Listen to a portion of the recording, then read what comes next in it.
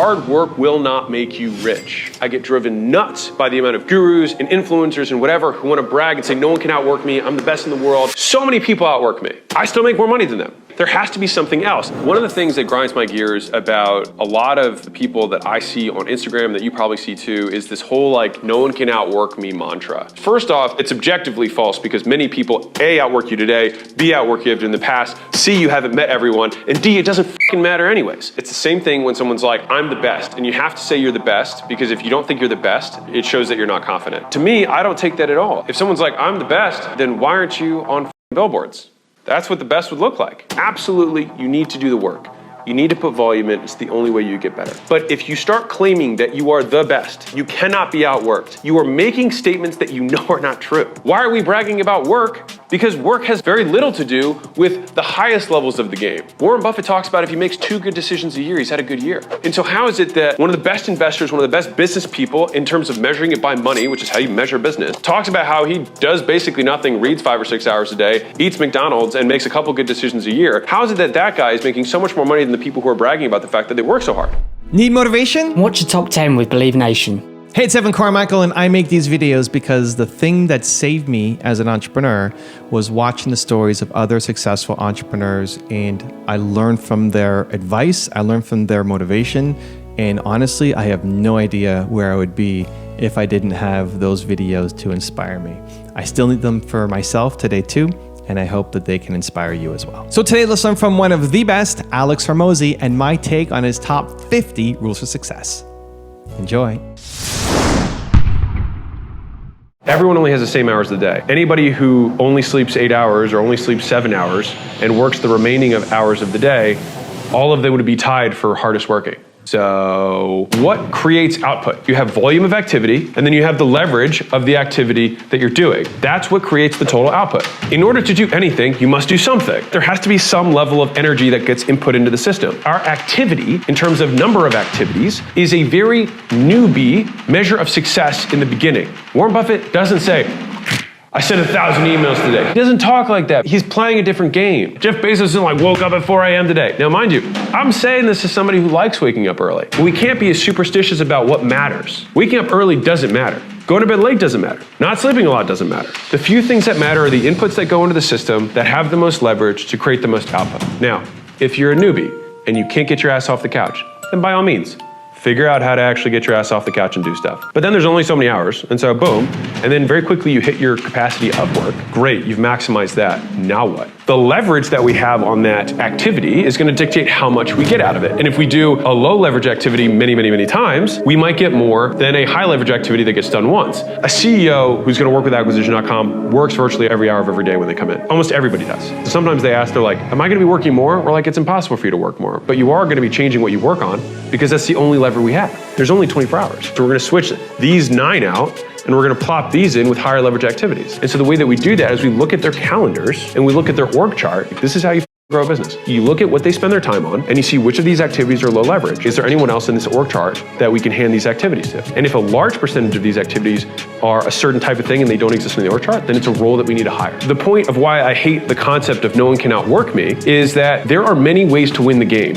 If you were to think about an amazing goal as a dragon to be slain, if you are familiar with video games in any way, when you create like a war party, you have a group of people that are gonna go on a quest. You don't just have 10 paladins or guys who just have shields and swords. So you've got a healer, a mage that's really good at damage but can't take a lot of damage. Then you've got a paladin who can't hit as hard, but he can take a lot of shots. You find people who have complementary skills. If you're playing football, you don't have 10 running backs. The entrepreneur really should be the coach of the team. It's about organizing the pieces and how well they play together that ultimately determines how good the team is. Like, how many times have you seen the team with the all-star that has the poor supporting cast get beat by the overall better team? It happens all the time.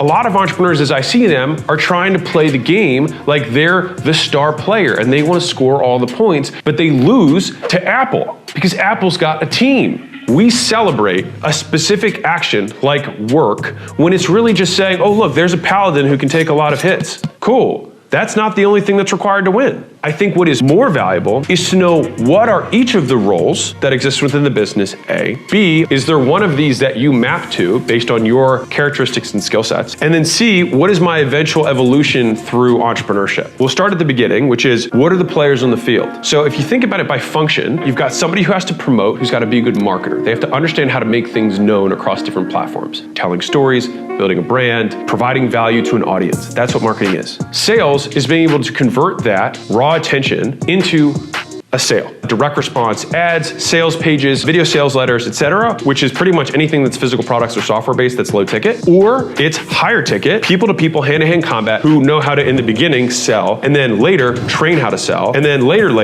lead people who train how to sell. These are not necessarily the same people. I've met really brilliant marketers who suck at sales and really good salespeople who suck at marketing. Then you've got somebody who understands product. How do we make something beautiful? The guy who started Shopify, he's not CEO of Shopify. He's head of product. He's a mage. He knows how to cast spells. And then you've got the experienced people who are managing everything outside of the actual product itself. How do customers engage with us? How can we provide more value? How can we give them an amazing experience? How do we make sure they're hitting these milestones? This person who knows customer experience and customer success is not the same person who understands product and UX and design. That's a different game, which is different than the guy who knows how to close, who's different than the guy that knows how to promote. The bigger the enterprise gets, the more specialized the skill becomes and the deeper the well of experience that people need to be. They have to be more specialized. When people are like, I can't be outworked, you're bragging about the wrong thing. It should be like, I can't be out-recruited. I can't be out-managed. No one can build a culture like me. That's super high leverage across the organization. No one can lead like me, but no one can outwork me.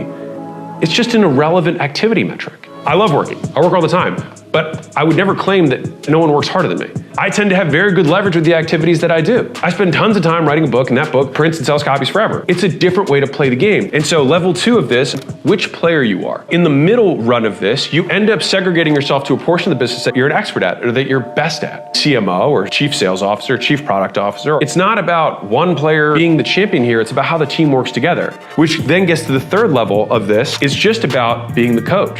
Think about what the best coaches do. They're literally trying to headhunt the best players and they're trying to recruit the best people from college. Look at what Google does. Think about their recruiting efforts. They have huge influxes dedicated to getting the best and smartest people out of college. And they have another ring for the best and smartest people coming out of business school. And then another one is their very high level recruiting at the top of the executive level. The parallels between sports and business, they are almost the same in that way. Now, mind you, you can only have 10 or 11 people on the field. You might have 10,000, but if each of those players represents a function or department of the business, it makes more sense. When we move up the levels of entrepreneurship, we need to make sure that we're playing the right game and that we're using the right metric to measure our success. Final level of this is being the coach, is recruiting the top level executives and creating a farm system underneath to feed into the company that you have so that you can have a sustained competitive advantage and create a dynasty for the team so you can create the best winning team every year and have the soft skills of creating a culture of high performance so that you get the most out of every individual player. And the difference between amazing coaching and mediocre or poor coaching is what would players do if they had no coach or leader? And then what would they do if they had the best coach and best leader? The delta between those two is the value of the coach, the value of the CEO. The CEO needs to have the highest return on time out of anyone in the organization because they need to always be solving the next problem. As long as when they replace their time, the activities they do with the new stuff builds the business even more, then that trade will always work. And if CEO can come in and turn a business around, even behemoths around, in 2-3 years, based on the standard they set and the values that they stand for, that delta across the entire organization is your greatest leverage. I have shed friends every season of my life. My close circle has always been very, very small, very, very small, very, very small, very small. Non-existent. I also feel like I grow really quickly because I don't hold on to things long. The moment something doesn't provide me value, I shed it. I think about my life in 3 to 5 year seasons. First, I was a high school womanizer for the most part, and then I was also like really deeply angry. I had high school friends that when I left high school, I basically stopped being in contact with them. And then I had my come to Jesus where my dad was like, you suck as a human, you have a terrible reputation, maybe you should stop being who you are. Cleaned up my act, I stopped drinking nearly as much as I was. I started going to school and studying 12 hours a day, president of the fraternity, and that was my college season. And I had college friends. And then when I left college, I pretty much stopped being in contact with anyone that I went to college with. Most people suck at most things and aren't bound for greatness because of who they are and the choices that they're willing to make. The stories about friends leaving the hometown and no longer remembering where they're from is one that is told by society because society is the majority. The majority of people get left behind. If you look at the things that you want to get in life, there's a price for them. You don't buy everything you see in the mall. Why not? Because you don't want to pay the price. Just because you might think that a shirt or jacket is cool, just because you think an outcome is awesome, you might not be willing to make the trade. Winners and losers have the same goals. The goal doesn't make you unique, it's the willingness to pay the price that makes you unique. Because I'm like, everyone wants to be rich. One of the reasons that I cut people out sooner than most is because I do not like the labels that they speak over me. One of the big things with identity is the labels that we say about ourselves. I am X, I am impatient, I am angry, I am whatever, right?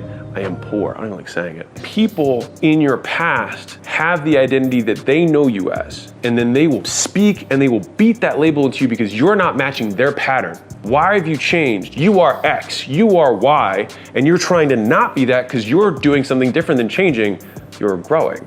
But they see it as change. And that's why the best response in the world to someone who says, hey, you've changed, is to say, yeah, you haven't. The amount you like or love someone is directly proportional to what you're willing to give up to maintain the relationship. For example, if there's a piece of car, right, and you work on it all the time, you might say, that guy must really love it because of how much time he puts into that thing. This guy must really love his country because he's willing to give his life for it. What are you willing to give in exchange to maintain the relationship? If you're not willing to give up basically anything to maintain the relationship, then how much do you love them? I think it's been a very helpful filter for me to say, not do I love my friends, but which friends do I love the most? Which friends am I willing to sacrifice the most to keep the relationship? And I am a big believer in utility. There is an exchange in every relationship. You get something and they get something back. People don't like the idea that relationships are transactional, but they are. Transactional just has a commercial vibe to it. But if we just think about it as from a behavior standpoint, you've got two things that can happen. A behavior is reinforced or it is punished. That's it. When you have exchanges, quite literally, with people, those exchanges are either reinforced or they're punished. Part of the strength of the relationship is how long you're willing to wait for the next time that relationship is reinforced. If you have a long history of positive experiences with a person, you're willing to wait a longer period of time if they're going through a breakup, they're having a hard time, to keep the relationship going. But at some point, even if you've been friends with somebody for 10 years, if there's just not any positive reinforcement, at some point, you do cut it off. The people who we're surrounded with when we grow up, it's very unlikely, just from a population standpoint, that they're going to be great. Statistically, that they're going to be the top 1% or 0.1% is unlikely. So it would make sense that you change your friends over time. Why do people get so weird about keeping relationships that don't serve them? I think it's just because we have a societal story around it, that you're a bad friend. But I could also think of me being as a good friend to my next friend that I just made room for. There's gonna be a friend who's gonna move in to my spot on my buddy's calendar, who does wanna do fantasy football, who does wanna drink with him on Sundays, so it's not this like, all right, I'll go to the game with you, but I'm not drinking. Oh, dude, you're not gonna, come on, man. Because the other guy's like, yeah, shots all around, and they're gonna have a blast. They would better be served with people who want the same things as them. Just because I'm not seeing them anymore doesn't mean that I don't wish them well. But if someone only tells you the stories of when you got f***ed up and why you did that stupid thing, they're encouraging you and retelling you the story of who you used to be. And you want people around you who don't believe the lies you used to tell about yourself. The character trait shift is not a binary. It's how patient are you? How kind are you? How loyal are you? How honest are you? And so you want people who encourage you in the behaviors that you want to be like. And this is why like shedding identities is such a core part of entrepreneurship, is that you have to be willing to say, I am no longer this way. I will no longer behave in this way. And I don't accept that reality as truth. Many of the people I had around me, A, weren't willing to pay the price that I was willing to pay for the things that I wanted, but also wanted me to give them more than I was willing to. And so I'll give you a story that will paint me in a bad light, and that's fine. There was a teacher that I grew up with in high school, and he's the one who stayed with me after school for a year and worked out with me. 2 hours a day, and he taught me how to work out. I got in shape, got more confidence, better at school. From there, that snowballed into me getting into fitness. Huge catalyst snowball. Somebody heard that story and then found the teacher, and they linked us. He was like, hey man, I'm not asking for a lot. I would love to just have like a 2-hour call with you every week. I was like, a 2-hour call every week? I was like, I don't even talk to my mother that much. I don't talk to anybody that much. I talk to my wife, that's it. The value of the relationship was in the past. You might be like, Alex, you're a horrible person. And that's possible. Maybe I am. I was not willing to give 2 hours a week, 100 hours a year for the rest of my life to pay a debt for somebody who works out with me. Because we only have so much juju, we only have so much time, we only have so much focus, so much energy that we can pour into things. And if you're not putting all your energy in one direction, it's scattered and then you don't move as fast. My closest friend, I spend 1 hour a week with every week. My closest friend, like clockwork. It's my highest priority meeting. It is something that brings me joy. And we get lots of exchange with one another. He's the one who helps me write my books, Dr. Kashi. Dr. Kashi here. I get a lot from that. Now, if I didn't get anything from that, over time, slow down the communication between us. I would make it every other week, once a month. If you slow down your communication cadence with someone, how frequently you see them and when you accept invitations, it naturally fizzles. But if it gets to a point where if someone's like so close that it would be obvious and a conversation needs to be had, I encourage you to just have it. You want to be a kind person. And the way you are kind is that you tell the truth. And you just be honest. And the easiest way that I can tell you to be honest is, when you talk about somebody behind their back, just say it to them. It's like, yeah, Sandra's been like all over the place lately. And she's like, I don't know, drinking a little bit too much. Sandra, you've been all over the place lately. You've been drinking a little bit too much. I'm just not sure if I want to associate with that right now. People just don't have the balls to do that. But if you do that, I promise you, you'll either have better relationships or you'll be done with this Mickey Mouse bullshit of not even being in a real relationship and not wanting to confront reality. Because you may have a shot at getting them to realize that they're not on the path that they wanted to be on. Because you were friends with them at some point. And so either your goals have changed or theirs have. If you listen to Kobe's interviews where he talks about his friends, he says very explicitly that he's willing to put everything on the altar for his dream. Now, some people make the argument that that's not, quote, healthy. The question that we're answering here is not how do we do healthy stuff? The question is how do we become the greatest? People will judge you on how you spend time, and their judgments are simply expressions that they would not spend their time the same way you do. Hey, you work a lot. And I could say, hey, you don't. To the same degree, it's like, you spend so much time with your kids. Right? If I say it like that, people are like, wait, no, I'm supposed to.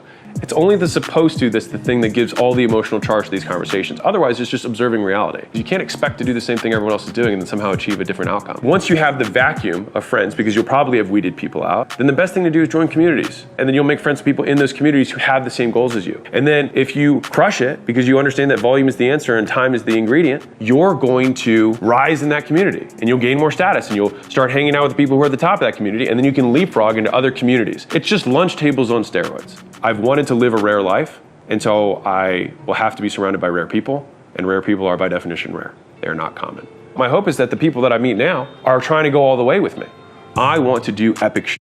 If I die and don't do epic shit, I will be bummed. How much am I willing to endure or sacrifice in order to maintain that relationship that I have with my dream? If I have many, many friends over different seasons, I'm totally cool with that. Thank you for that season. It was awesome. I don't believe things need to be forever to be good. And it's only the romantic story that we were told of friends for life, etc. If you die with one good friend or two good friends, like, you've had a really good life. I've had a lot of mentors in my career. Many of them were paid, a few of them were free. The point of a good teacher is that the student does pass the teacher. I see this thing that happens all the time. When you're a kid and you learn arithmetic, first you learn your numbers and then you learn how to add. You level up and you learn how to multiply. And then you level up from there and you learn algebra. When you get to algebra, you don't think, man, my arithmetic teacher was a idiot. I can't believe they didn't teach me this stuff. It's like, dude, you weren't ready. And you had to have the arithmetic in order to get to the multiplication. And it's not that that teacher was an idiot, it's that that was the sequence. And so when you have a first teacher that teaches you the basics and then you have a more advanced teacher later, it doesn't mean you should shit on your first teacher. It's like that person got you ready to receive the next thing. Earlier on in my career, I definitely did the other way. This guy didn't know anything, this guy is the guy. Rather than seeing it like you would see any other thing that you'd have in school. I've had the opportunity and the gift of being able to mentor, whatever you want to say, provide advice, counsel, share my experiences. A lot of people hold me in a regard, and most people who are winners are competitive. It's just like who you are, right? You want to win, you want to beat everybody, because that's part of the competitive drive. But I think there's a comma there that needs to get put in, which is that you have to accept two things. One is that you are going to die and no one is going to remember. Like real. 10,000 years from now, no one's going to remember at all.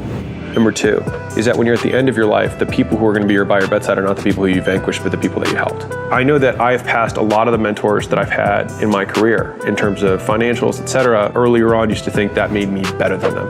As I've had a couple more years and some more scars, I've realized something different, which is that I was only able to get better than them because they gave me the head start. Step on my shoulder, you can reach that next branch. I think I experience a lot of joy knowing that other people don't have to suffer as much. We were walking around outside yesterday and someone's like, dude, I did everything you have and we're doing $4 million a year now. Like, he was like emotional just knowing that it's happening. It makes stomaching the hard times easier. It feels like it's not just me trying to do this for myself, it's me trying to do this for a lot of people. If I'm failing over and over again at this thing, I know that once I figure it out, I'll be able to help 100 people cheat code their way through it and not spend 5 months figuring something out or 2 years figuring something out. Like, I was stuck at mid 30 million for 3 years. To everyone watching, they're like, boo hoo. That's not the point. Is that there's another guy who's gonna get to that point and he's gonna move right past it, like in a blink of an eye, because he'll have had the right advice that I didn't have. And I think that if the mentees and the mentors both see it that way, then the mentees will stop on the mentors that help them, and the mentors will stop trying to hold back secrets that have propelled them further, because the point is not that you're gonna beat everyone. You're gonna get really old, and then you're gonna die.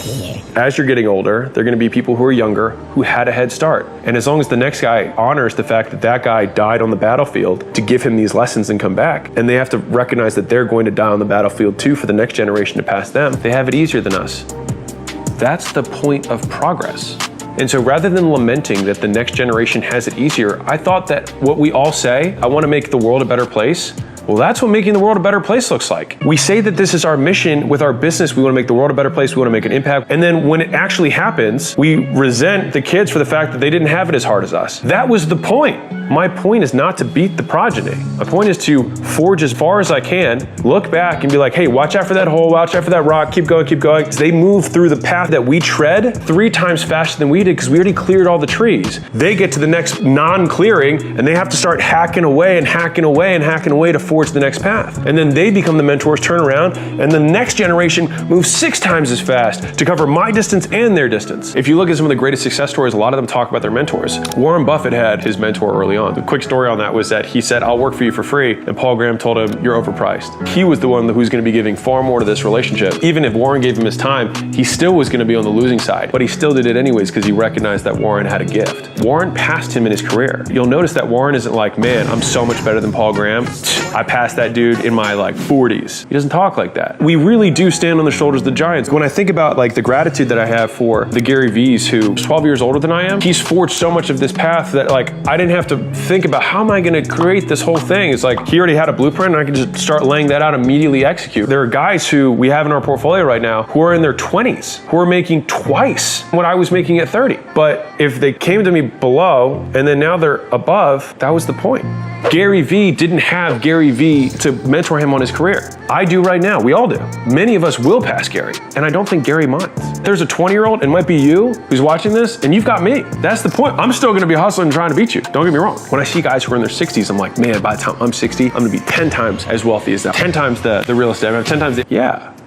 But if they had themselves as mentors, they would too. If your mentees and the students that you have and the people that you help and the people that you teach don't move above you, it means that you're a bad teacher, not a good one. The new definition of success of a teacher is that the students surpass the teacher and then get to the point where they're both looking together with his experience and his raw talent, looking at the new landscape saying, all right, what do you think we should do? I think people have 2 sets of resources, right, that they allocate. So they've got time and they've got money. Yeah. And so if you look at someone's bank statement and you look at their calendar, you know what their life is. And you can also predict where their life is going to be in X amount of years, right? And so if someone wants to change what their life is going to look like, you have to reallocate where you're investing the resources that you have. And so from a time perspective, people who are poor, in my opinion, spend a lot of time not doing stuff. And that sounds terrible to say, but at the base level, they're distracted, they're not doing the right stuff. Right. Well, I would even say not doing anything. Just distracting them, right? Playing video games. Netflix, et cetera, all that stuff, right? So there's the basis, they don't do anything. They're purely distracting themselves from their current state, which is hard because it's hard to confront reality. If you're not happy, it's easier to just distract yourself, right? Mm-hmm. Now, the level above that is you've got people who are operating, they are working every day, but they're operating in low leverage opportunities, right? So they're doing things that do not give them a lot of return on their time, right? And so it's I could work, it doesn't matter how many hours I work at McDonald's, it's very, very difficult to become wealthy there, right? It's just near impossible, right? Mm-hmm. Versus you could buy a building for $10 million and then sell it to somebody else for $11 million, just get the contract and make $1 million on the exchange. Super high leverage, right? From a time perspective, which is crazy for somebody who doesn't have money to even contemplate something like that. But the only way that happened, and that required no money, is skill, right? And so like that's an example of like it didn't require money to make that money. That's skill that's required to do that. And so first is the time, right? People are not doing stuff with the time that they have, or they're doing low leverage activities with the time they have. And then they're not trying to increase their output per unit time, which means investing in their skill set.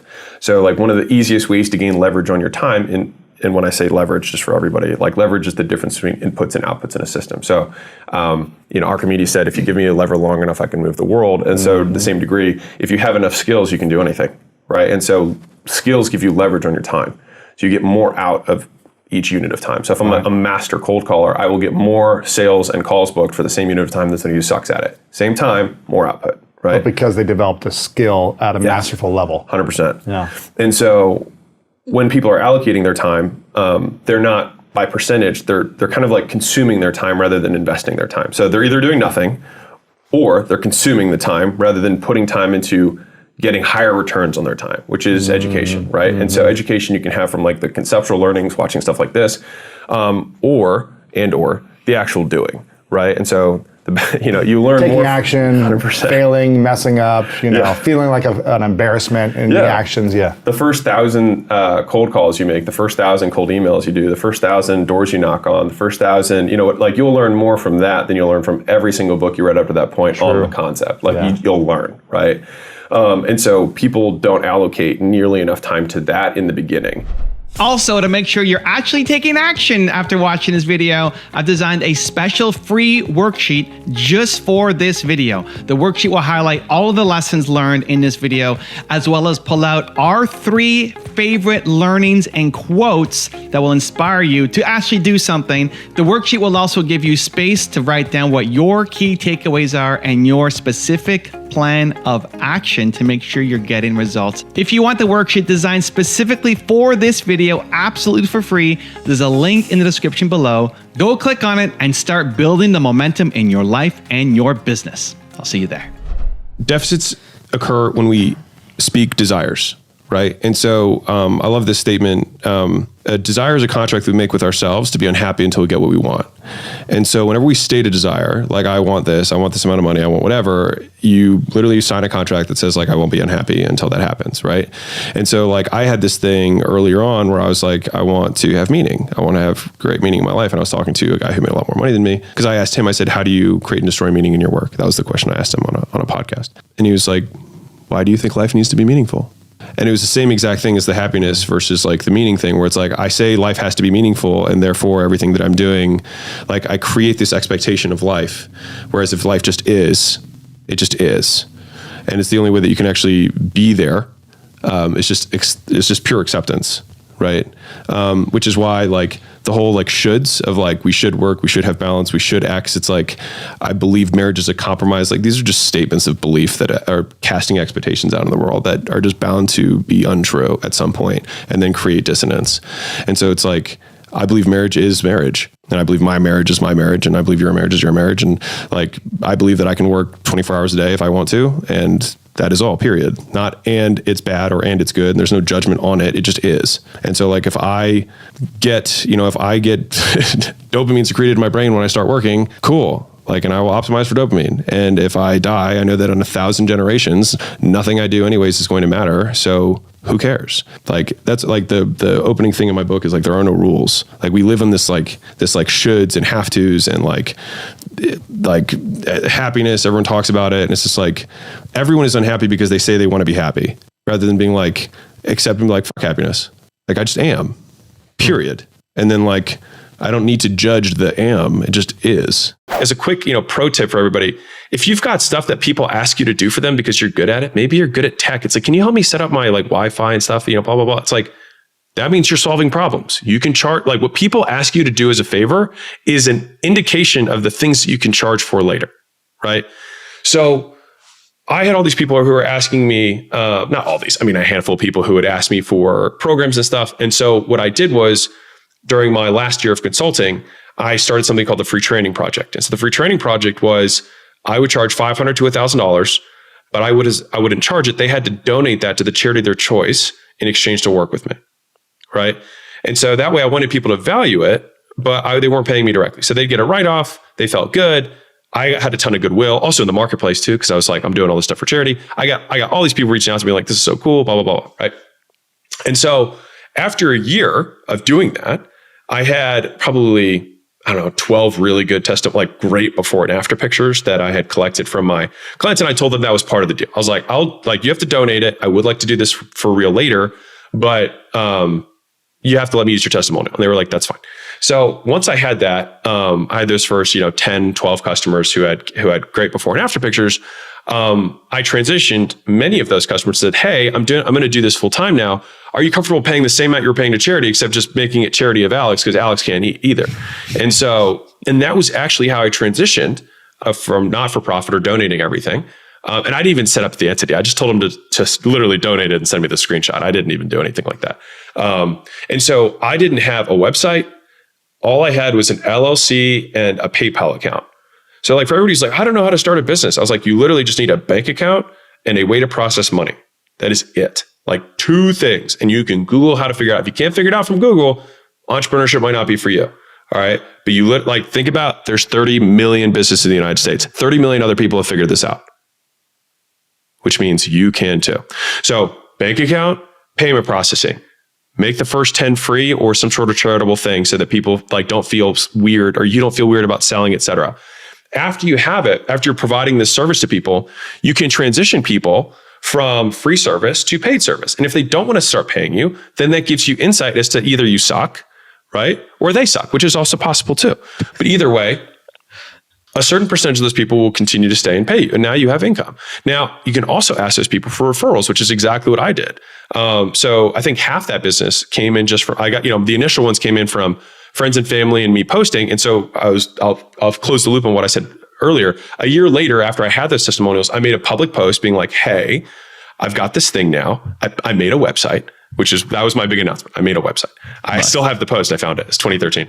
I was like, I made a website, and I am now open for business. And so if you would like, training stuff, let me know. This is what I'm doing now. And I had some testimonials, and go check out the site, whatever. And so from there, I was able to get, I think, about 20 guys who were willing to let me do just like almost bodybuilding type stuff. Because I was kind of like I was powerlifting bodybuilder back then. And so I want to say I got 20 guys at $200 a month. And so I was making $4,000 a month from those people. And it took me 4 hours every Saturday to do the fulfillment. What was the fulfillment? I would just update their training programs and send them nutrition, update their macros, updated meal plans, and then new workout split for the week, et cetera. And then everyone had my cell phone, and I would just text them the new stuff. And if they had any questions, they could hit me up. It was a very simple business. And so that's what I did. It was just one-on-one online. And it only took me 4 hours on Saturday morning. And to show you what kind of person I am, I hated it. Even though I loved fitness, I hated having to do the same thing every day, on the delivery side. So I ended up having the genius idea of saying, oh, I need to own a gym because then I'll be a business owner. I'm really just self-employed right now. And so that's what got me to start my gym, rather than probably doing the wiser decision and saying, okay, this costs you 4 hours a week and you're making $4,000 a month. Maybe you should do this for 40 hours a week. If you think about us as kids, right? How do you orient yourself with the world? You get reinforced or punished at all phases, directly, indirectly, but you get reinforced or punished, and the things that you get reinforced, you do more of. The things you get punished, you do less of, right? That's just how we learn behavior, how we learn to function in society, right? Touch that thing, it hurts. We got punished. Okay, your parent tells you to sit down and be quiet and eat, and you learn to sit down and shut up and eat. And then we wonder why adults don't move, because we're told to sit when we're running around, right? We learn at school, sit down and be quiet. 100%. Yeah. And we wonder why we eat so much when the reward for everything we did when we were a kid was food, right? We wonder these things. So the reason external validation is so hard, at least for me, is because it's how I learned everything. Is because external validation gave me the directional guidance of what's good and what's not. And then as you get older, it's where am I going to get that validation from? And so I would say that my external validation is still 100% there. It just comes from different sources. So I'm more selective on whose validation I want. So how much external validation do you need in order to overcome this belief to go all in and do it in half the time. Yeah. No, I think I need to be able to validate myself. And that's fundamentally, I think Epictetus said this. He said, like, if you need someone else's, he has this quote, it's so good, but it's basically like, you need to be able to you don't need to swear to somebody else. You should be able to swear to yourself and bear witness to yourself, because your word should be good enough. So you need to eliminate external validation. Right. From you feeling good enough. Probably, yeah. It's probably that. Like, obviously, it's good to have feedback in life. Of course, you know what I mean? yeah. And so I think that's why it's also difficult for some in general, because it's not eliminate or have more of. It's to what degree and from whom and about what. And so then it gets a little bit more complex. But even using those different lenses, I think it's good to unpack it for anyone who's listening, which is like, okay, Leila said this, so this is not mine. But most times when we're afraid of something, it's not actually like this amorphous crowd that we're afraid of. It's like one or two people's opinion. Like, it's your dad or it's your whatever it is, right? And you're worried about what they're going to think. And they're not even thinking about you, but you think they're thinking about it. They're thinking about their dad, right? He's not thinking about it, whatever it is, right? And so she restated this earlier on in like when we were together 5 years ago. She was like, and she like made me name the person. It wasn't my dad, it was somebody else for this particular thing. She was like, are you going to let this guy stop us from getting what we want? Wow.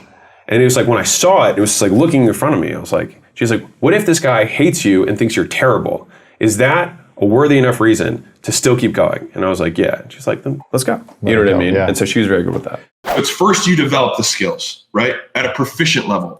Then you dive deep on those skills so that you get better and better at them. And typically that comes through consistent execution and repetition, which means that it takes the character traits of focus and determination and drive, right? And being able to be consistent and not go away and start looking at shiny objects, looking at a new opportunity, looking at this other side hustle you want to do, whatever it is, right? Because there's always new things. And what's crazy about this is that the higher up you go, the more seductive the woman in the red dress looks like. And I'm saying that from Matrix is my all-time favorite movie. The woman in the red dress, I'm using this as a parable or whatever, a visual for opportunity.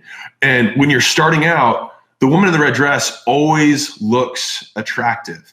And the thing is that the higher up you go, the more of a 10 she becomes. Now, if you're a girl, then I don't know, guy in a red suit, whatever. I don't know, maybe that looks more like a pimp, so forget about that. But whatever, George Clooney or whoever your person is, whatever, you get my point. Is that like, I thought that I was having discipline and saying no to a certain level of opportunity when I was starting my gyms, right? And I had to develop that discipline. And then we started making a few $1 million a year. And I was like, okay, I need to develop a new level of discipline because there's more things that I want to do that I have to not be able to do, right? One of the biggest successful things I did was not start the supplement company until a year and a half after, almost 2 years after Gym Launch started.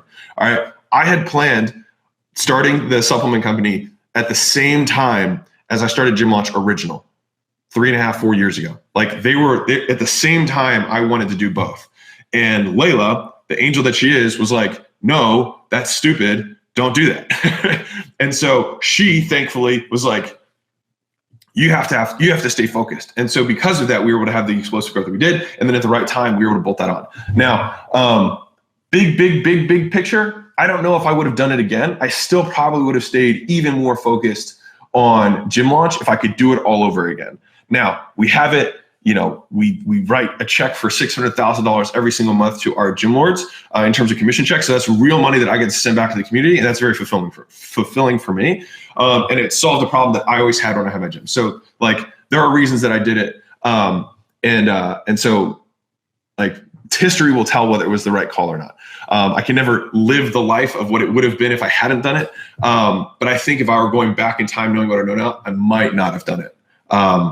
But you never know. So I'm telling you, like I've made these mistakes. You know what I mean? And the thing is that level of opportunity looked even more seducing or whatever the word is, when we had 2 years more of a distribution base compared to when we had at the beginning. And so I wasn't able to say no to her that opportunity later on as I was in the beginning. And that was a deficiency in my skill set at the time, my character trait of staying focused, right?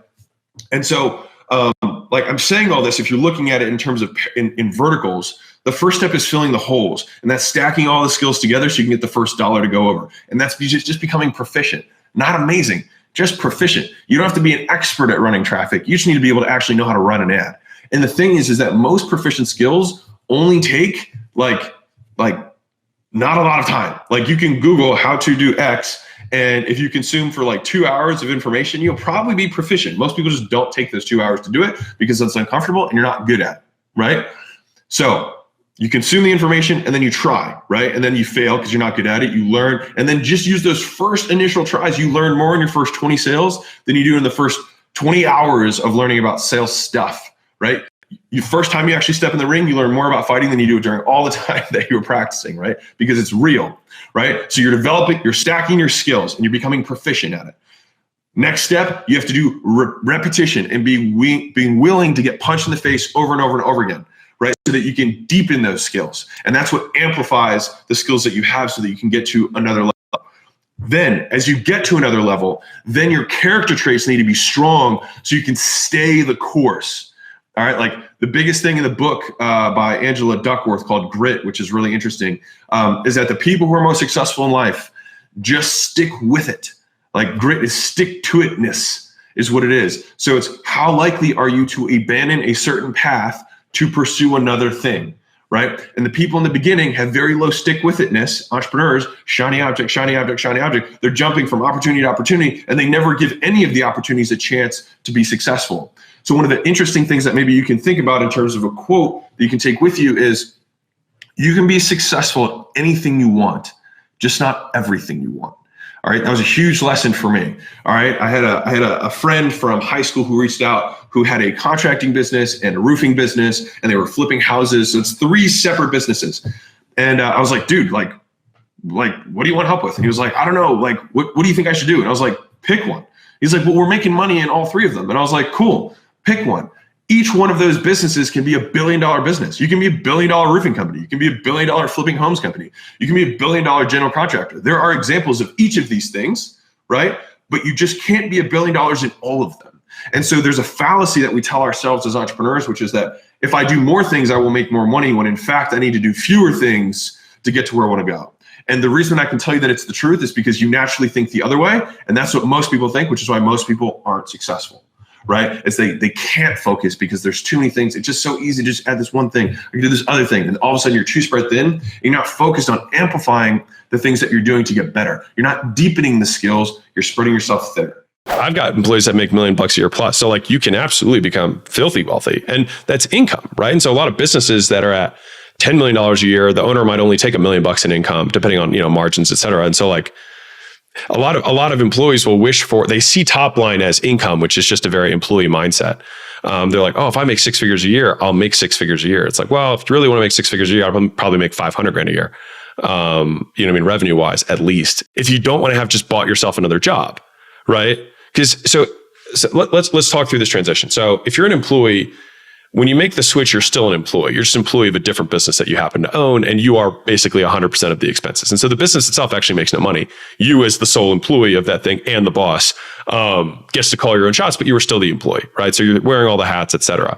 And so it's relatively nuanced. You know what I mean? Like if you had a 6-figure consulting job and then you start consulting on the side, for example, through your own LLC, you have the same job. You just got rid of the person who was giving you direction, and now you are responsible, right? The thing that most people have to do is they have to go get money, right? You have to go make money. And the way you do that is you sell stuff, right? And the way that you can even begin the conversation to sell stuff is that you have to have people who show interest in the thing, which means you have to make your products known. And we do that through advertising, right? And there's 5 ways to advertise, which I just went over earlier. And so it's like, pick one of those 5 ways, start doing it on a consistent basis, bring people in. What do you sell them? That's what the $100 million offers book is for. Is like, this is how you figure out what to sell. And then you sell them the thing. And then after that, you'll have some delivery. Now, usually if you have a consistent method of advertising and selling with a what to sell from the offer, then you can start getting people to help you on the level of delivery you have, which comes down to breaking the delivery into chunks rather than holistically, and saying, how can I specialize the labor? Because you trying to say, I just need somebody to do what I do is silly, right? You need to figure out, how can somebody do How can I get 5 people to do 20% of what I'm doing and do it consistently, right? And then you can increase your advertising. Sales is a very high leverage thing in the beginning.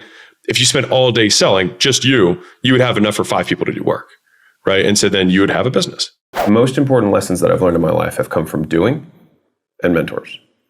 And so on a day-to-day basis, it's reducing the time between when you wake up and when you begin working. Right? A lot of people lollygag and delay and procrastinate and things like that. And if you just think about there's only a certain amount of time in the day, I want to increase my output per unit of time as much as possible. A lot of people have these superstitions that they have to do a certain thing or they must do X, Y, and Z. But all you have to do is talk to a single mom who has like 5 kids and they still start businesses. They're not doing any of that stuff. They're waking up and they're working before their kids are up. And then once their kids go to bed, they work then too, right? And they're not doing all the lollygag stuff that, you see trending all over social media. It's like they're working. And so like the single greatest skill, in my opinion, is being able to find a place that you can shut out external stimuli and you can focus. Yes. Because for me, the single highest ROI habit that I have is that for me, between 5 a.m. and noon, I have nothing on my calendar. It is just work, no meetings. And then all my meetings happen after noon. This is for the entrepreneurs. Now, if you're like in a job right now, then it's got to be in the morning before you go to work and in the evening after you come back from work. But like having that dedicated time, and if you're like, well, I'm not a morning person, fine, then just work late. Like that's okay. Like I've got billionaire buddies who are like, oh, I wake up at 10. But they work really late. That's their special time that no one bothers them. It tends to be at the bookends of the day though, just from my experience, because in the middle of the day you get pestered and it's hard to get into that deep focus, that deep learning that you get when you really pour yourself into something. For me, wisdom is the number one character trait that I wish to develop. And so when I think to myself, I am wise because I use the same formula that most people and most of us, myself included, use to destroy ourselves with these insecurities, with these negative character traits that we believe we have. And instead of saying an affirmation, you tell yourself the story of why what you're saying is true. You learn to argue against your own thoughts. And that's how you start developing this muscle, these traits that start to become a whisper and then a shout. And then they emanate from you and you project them when you walk in the room subconsciously. But it's a practice that goes from active to passive in your mind. Right? If you are a patient person, if you are a kind person, if you are an integrous person, right? If you are a hardworking person, right? We all have these stories that we tell about ourselves. And so if you have a limitation right now on your character trait or traits, you don't feel like you are patient enough, you feel like you are too easily distracted, you feel like you don't focus enough, then you need to start telling yourself the story, I am this way because, not I am wealthy. Stupid, in my opinion. I think our brains are too smart for that stuff. You have to give it the reasons. You have to make the argument. And I think instead of affirmations, if you make affirmations into arguments that you make with yourself every day, then those become things that will change who you are. And if you change who you are and how you make decisions, you'll change your entire life and you'll be able to watch your business grow as a result of who you have become. And so this is one of the things that was most powerful for me in my entrepreneurial journey. I had tons of insecurities, right? I had tons of anxieties. I had lots of anger. I had lots of perceived trauma. And I'll say it that way because I don't even want to make it into trauma. That's just what I perceived as trauma because I was a child in the world with the emotional regulation of a child. And so things, of course, affect you more when you're a kid. Everyone's traumatized, perceives trauma as a child. Like if I go to a stage and I say, hey, who here had a traumatic childhood in some instance or had a traumatic event occur? Everyone's going to raise their hand. So stop thinking that because you have trauma, and I don't say this, I'll say it this way better. For me, I chose to stop giving trauma power. And I think if you can do that and you can tell yourself a different story about why you are who you are and make arguments instead of affirmations, you'll be able to have stronger, faster change in the direction that you desire, and you'll have more control over your emotional state. And then in so doing, you'll be able to level up the business that you have. Because most of the times when I see business owners, the reason they're not successful is not because they don't have the beliefs or because they don't have the skills. It's just because of who they are. I think the difference between like rich people and poor people, successful people, not successful people, is the degree to which they attribute or give power to their circumstance, right? And so the difference between a self-made billionaire who started with nothing and someone who else started with nothing is not the resources, obviously, because they both started at zero. So what else is it? It's their resourcefulness, not the resources. And so if we give power to circumstance, then we cast power outside of ourselves. If we give power to other people, we cast power outside of ourselves. And so it's controlling the controllable. And when I say that quote, a lot of that is how, that quote is how I see selling. It's people cast power to their circumstances, and my job is to get them to unfuck themselves around the power that they have just cast to something they cannot control. And so if I can just get them to even just own the fact that they suck, that's good enough, because they actually can own it, and there is pride in that. You can take pride in the fact that you admit that there's a deficit, right? But the only thing you can't take pride in is casting and being a victim, right? Like, no one moves forward. Even if you're right, it doesn't serve you, right? If you're born with one less leg than you should, you're right. You're not going to be, you have a disadvantage at being a sprinter. Like, you have a disadvantage. But it doesn't serve you in any way to admit it. And so it's owning the fact that, like, you are the only person who can actually change anything about your life, because you may blame your circumstances, but no one else will care. When I was 15, 16, 17, I was a pretty angry kid. I thought that I had all these issues. I would tell people I have anger issues. I'm not a nice person. I would tell people those things because I believed those things to be true, and I saw them as problems. And then I went to college, and in college, it's all propaganda of people who are teaching who've never actually done work in a real economy ever. They're all tenured. They don't live in reality. They tell everyone they should pursue their purpose and their passion and the things that they love, and I ate it up. And so I read all these books on positive psychology, I watched all these TED Talks, and the problem was I didn't make any progress, and I felt like there was something even more wrong with me because I didn't feel any of that stuff. I wish I could go back and tell myself, dude, all of the stuff they're saying is just not true. Like, you don't need any of that. You can embrace the fact that you are angry, you can embrace the fact that you feel like you are in pain, and you can use that to make the life that you want. You don't have to use the lovey-dovey purpose passion to build the life that you want to build. What it does is it tells people that having a negative emotional experience is a bad thing. But half of your life is below average by definition. And so if you are not using the half of your life as energy or motivation to create the life you want, then you're at a huge disadvantage. They interviewed the top Olympic medalists, and they found that they don't actually love winning. They hate losing. When they win, they experience relief, not euphoria. If you look at Steve Jobs, he wasn't some happy-go-lucky dude who was like, man, I just want to make the world a better place. He was a tough dude to work for, but he created something beautiful from that pain. MJ, you look at Kobe, they had imaginary situations that they created in their minds to create more suffering in their own lives to motivate them and use as fuel. Imagine you have this big vision for your life that you want, and on this side, your family gets kidnapped, and if you don't do something, they will kill them all. Which of those motivates you more right now in this video? Probably the one with your family getting kidnapped. It's not trying to harness a lovey-dovey feeling. It's harnessing pain. Felt like I had experienced more pain than I had good. I saw it as a disadvantage.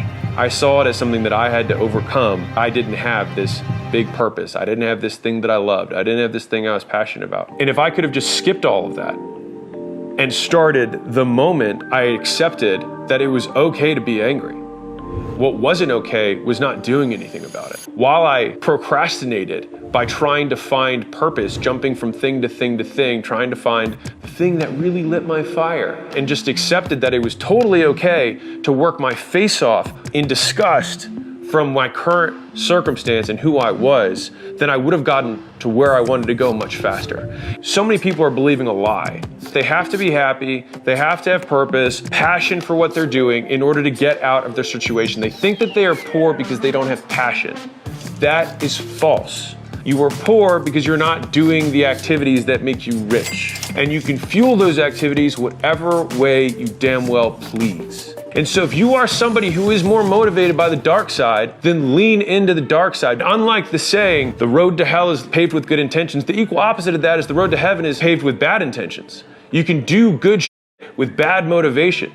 And when I say bad, I mean negative experiences, pain, anger, etc. I still have tons of motivation from that side. You can use that negative fuel, hit it on speed dial every time you're confronted with that thing that you don't want to do. You push through it, and what happens, you do that enough times, you start to get good at the thing. You start seeing the result of work that has compounded and start to see a purpose or start to see a bigger vision. The big vision for Alex's life until maybe 4 years ago was don't be broke. What was your mission with Gym One? My mission was to stop being poor. There are elements of that I do that I absolutely love, but there is tons of that I do every day that I hate. I just don't hate it more than I hate the alternative. And the richest people in the world, they all say it's not about the money. Because if it's about the money, you stop the moment you have enough.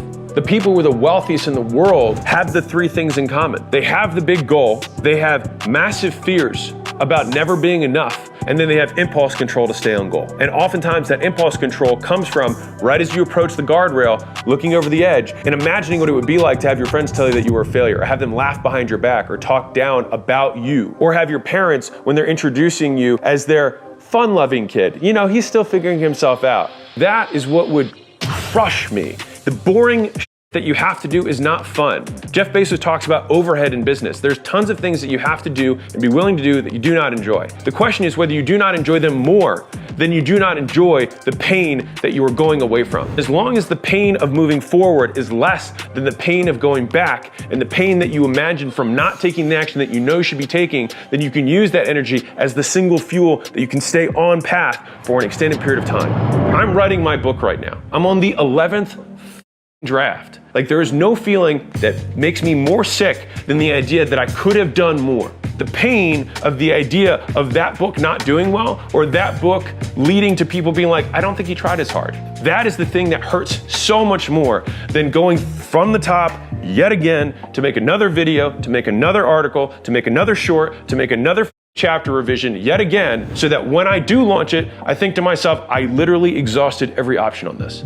One of the sayings that I live by is that I will not do my best, I will do what is required. And the difference between what your best is and what is required is the difference between what you think your real best is and what your actual best is. And what your actual best is the thing that you would do to prevent everyone you know from dying. What people care about is the outcome, what you put out in the world. Now, why you do it, what fuels you, that's your business. And so if you are in one of these situations and you can't find that purpose, you can't find that passion, cool.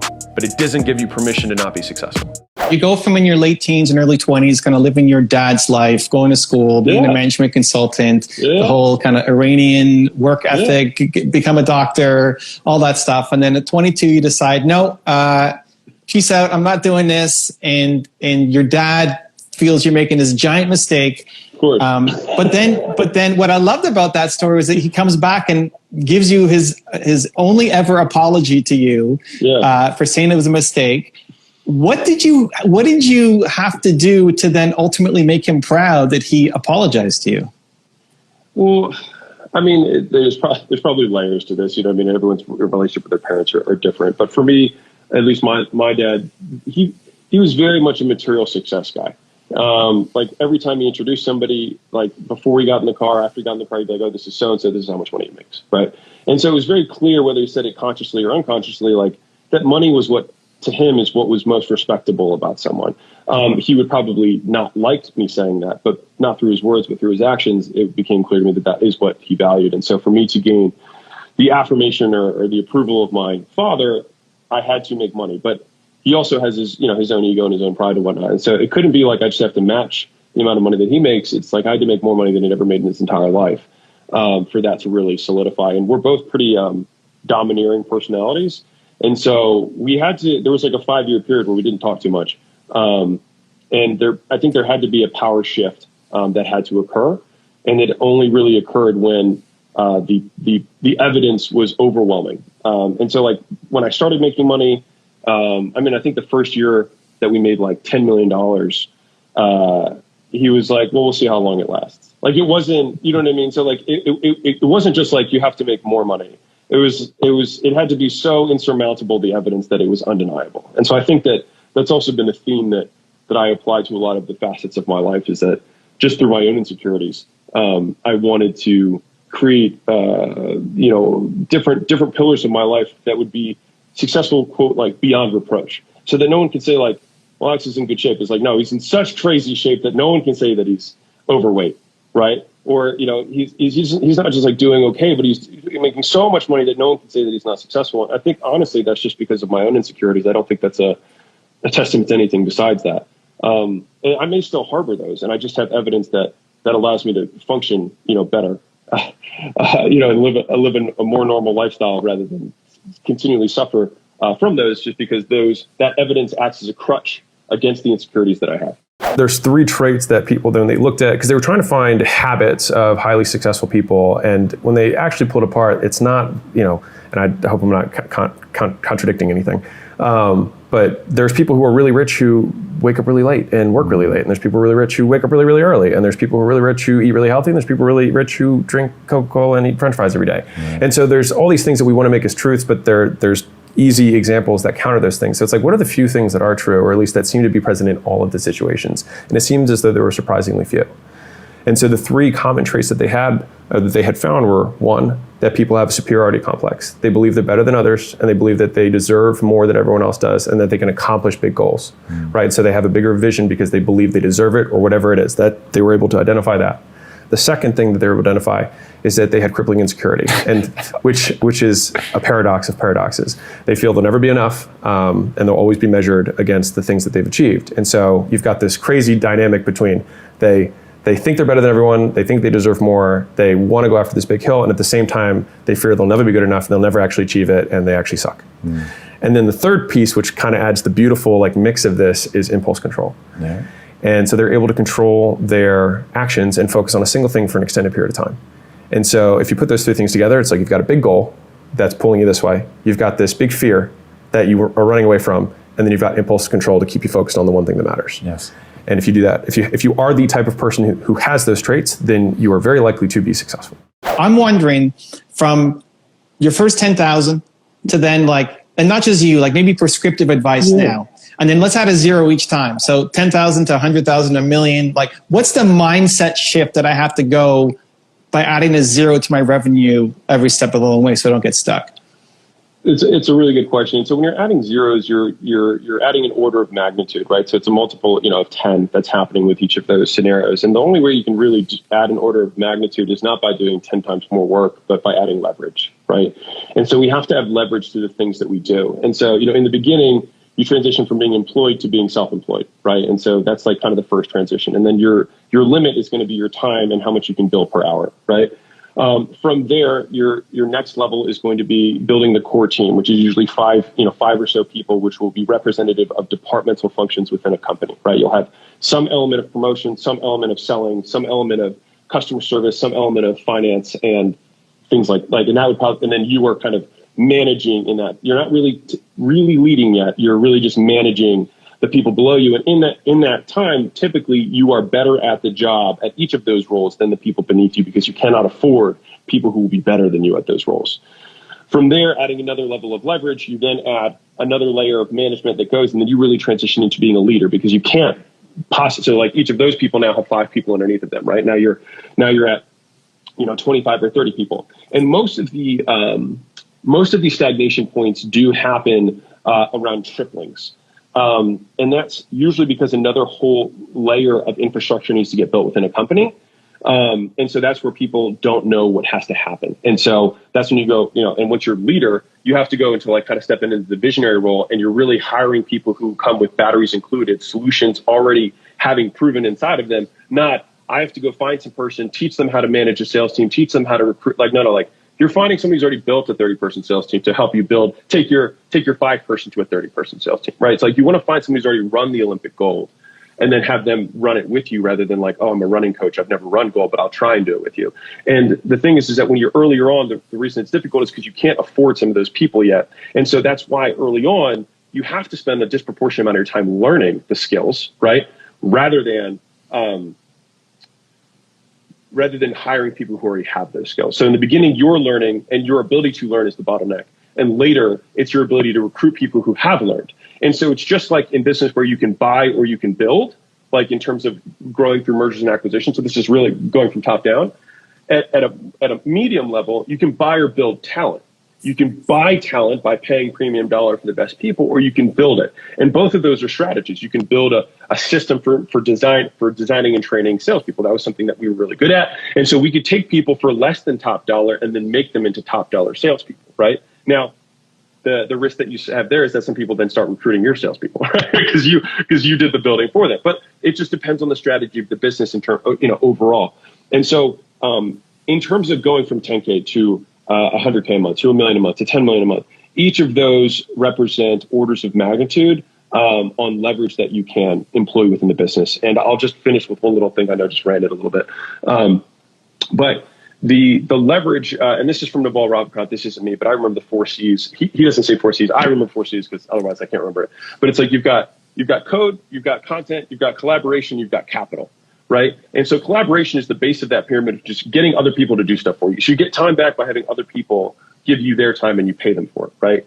The level above that is capital. You use other people's money to fuel growth, right? And if you know how to structure your business properly, you can also use your customers' money to fuel growth if you monetize well. In that if you can set up your marketing and your sales system such that you can make more money than it costs you to acquire a customer and the next customer within the first 30 days, you have a negative acquisition cost, which means you can use that money to then go get more customers. And you basically have a limitless acquisition cycle. Now, you'll still have bottlenecks, but there'll be infrastructure bottlenecks on the back end. So there's always a bottleneck, but it no longer becomes acquisition. So you have collaboration, then you have capital, and then the top two are content and code. So you have software, which has zero cost of replication, which gives you limitless leverage. And to the same degree, like what you've done, with media, right? Content, it doesn't cost more money for more people to see this. Like if you and I were on here with just one person, or you and I are on here with 1 million people, it costs the same amount for us to do it, but we have leverage. And so with most businesses, and this is like a fun rule of thumb for anybody who's looking, when you look at the biggest businesses that have been around the longest, they typically will have all 4 of those aspects of leverage built within the business. Like you look at Facebook, they have lots of people, they have capital from the outside, they sell media based on code, right? And so as you're looking to scale the company, it's like, how many boxes of these leverage can I check? And I would even look at my own life, and I would say right now we have 3 of the 4. Like I don't have a big software component within my business, but we do have media, we do have collaboration, and we do have capital. And so I think that for us, and I made a presentation about this, like I think for us going from 10 million a month to maybe 100 million a month, I'll probably have to figure out some sort of code thing. But at current, we're able to, still do 10 million a month with the stuff that we're doing. To compete against the people, if you're like, I really want to make money, but you don't really like business, I think it's like I started in fitness and then I realized I had a deeper passion for business. Like I liked it more than I liked fitness. And I was obsessed with fitness for a long time. But like when I like the day I started my gym was the day fitness became number 2 and then business became my first love. And I'm still, in my love affair, with business, my long-term relationship with business. And it's because like the only way you're going to beat everybody else is to truly love it. And if you don't, I think it's very difficult to do that. And I think it's just like maybe picking another metric or a different bone to gnaw on. But I have one quick thing. I was pulling it up while you were, we were talking about the art thing earlier. So like a lot of marketers will talk about how their products are amazing, right? Like how many times have you heard people like, no, our course is awesome. Our program's awesome, or whatever, right? They say that. But the thing is like, and I've done this at like a couple of like workshops I've been invited to. And I'm like, all right, who here knows what their CPM, their CTR, their CPL, like their set percentage, their close rate, their CPA, their CAC, like who knows all those numbers? Everyone's like, oh yeah, 100%. I'm like, cool. I'm like, what's your TTV? What's your CHS? What's your NPS? What's your churn? What's your activation points? What's your CRC? And they're like, what? I'm like, right. So how can you say you have a good product and you don't even know what the metrics are to track good product? We're big fans of imperfect action. And I think that we're also, at least I'm a big student of like you learn through doing, not through preparing to do, because I think a lot of times you learn as you're doing what things you thought were important at the onset are significantly less important. So it's like, I think the thumbnails and the headlines and the first, 20 seconds matter a lot more than spending an hour setting up the lighting. You know what I mean? And so it's just like return on time and effort. So I mean, if we want to learn something new, at least in the companies that we have, it's like we just start doing, we pull the thread that we can see and we just keep pulling and figure it out as we go. And I think we end up getting to where we're trying to go faster, just through giving ourselves permission to suck. When people understand the game, when you understand that I can never take a drink so thirst quenching that I'll never need another drink again, there's no meal so amazing that you'll never be hungry again, there's no sex so good that you'll never want sex again. That's just the way the human animal is wired. Like when people are at peace with that, like then now you've really got a shot at loving your life, understanding the cycles, and that you're gonna keep doing the climb, and so you better love the climb. I love that moment before the moment. I was thinking, as you were saying, I was thinking back to like the few of those moments that I've had, like the first time, you know, you start running ads and like you start getting your first lead, you're like, holy shit, it's working. Yeah. Like it's that, you know what I mean, that moment. Or the first, I remember when I hired my first salesperson and they closed a sale and I wasn't there. So it was the first person that had made me money who wasn't me. Yep. And I was like, I pulled over the side of the road and I teared up because I was like, it doesn't have to just be me anymore. Yeah. You know what I mean? And so like I was just thinking about all these moments that I've had. I remember when Leila and I were sitting over the kitchen counter and we had just switched from flying out a sales team in person to do these turnarounds to switching to licensing. And I got on the phone to tell the guys who I was going to launch the next month that we weren't going to do that anymore. We're thinking about switching directions.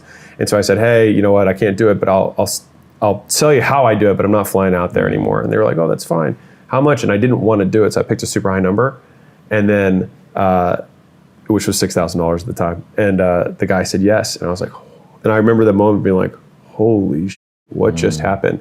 And I had 7 more calls a day, and like that day I made like $60,000. Crazy. And I had just been like the story I was telling, let's go full circle.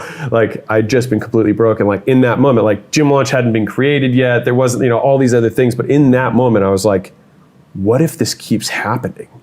Like, are we out of it? Like, did we finally, is this the one thing that's finally gonna get me out of like failure after failure after failure after failure? And so it's just like, what is the event that gives you the biggest predictor of the future success? So like there's micro wins of like, hey, the funnel's working, I've got leads. And then you have like a day of huge sales. You're like, what if this happened every day? And then maybe you exit Quest and you're like, what if I exit 5 more times? You know what I mean? Like, so anyways, that was really cool for me just even thinking through like those snapshots of moments. The idea that we're going to somehow, like, because the desire for legacy is the desire to cheat death. Like that's what it stems from. It's like we don't want to die. We want to last forever. And so we want to make something that is impermanent. And so we fool ourselves into thinking that the accolades and the material success and the books we write, whatever, are going to last forever. And they're probably not, right? And so, like, I mean, the sun's going to disappear at some point, right? So like, like if we don't do anything before then, like at the very least, that's going to happen. And so if that is the inevitable outcome, I think it shifts the way people think. And I think that's when you start changing. I mean, Tony Robbins talks about like global belief systems. And that's why if someone like adopts a new religious belief, like everything changes because the reasons they do and the way they believe the world works changes. And so I think that if they did do a 100% death tax, it would be a really interesting way to see the downstream effects of how it would change the way the players played the game. What do you think would happen if all the billionaires started distributing their wealth sooner? I think what would happen or would they be as hungry to be and driven to push and build and innovate to generate the wealth if they knew, I got to give this away anyways quickly? I think they would.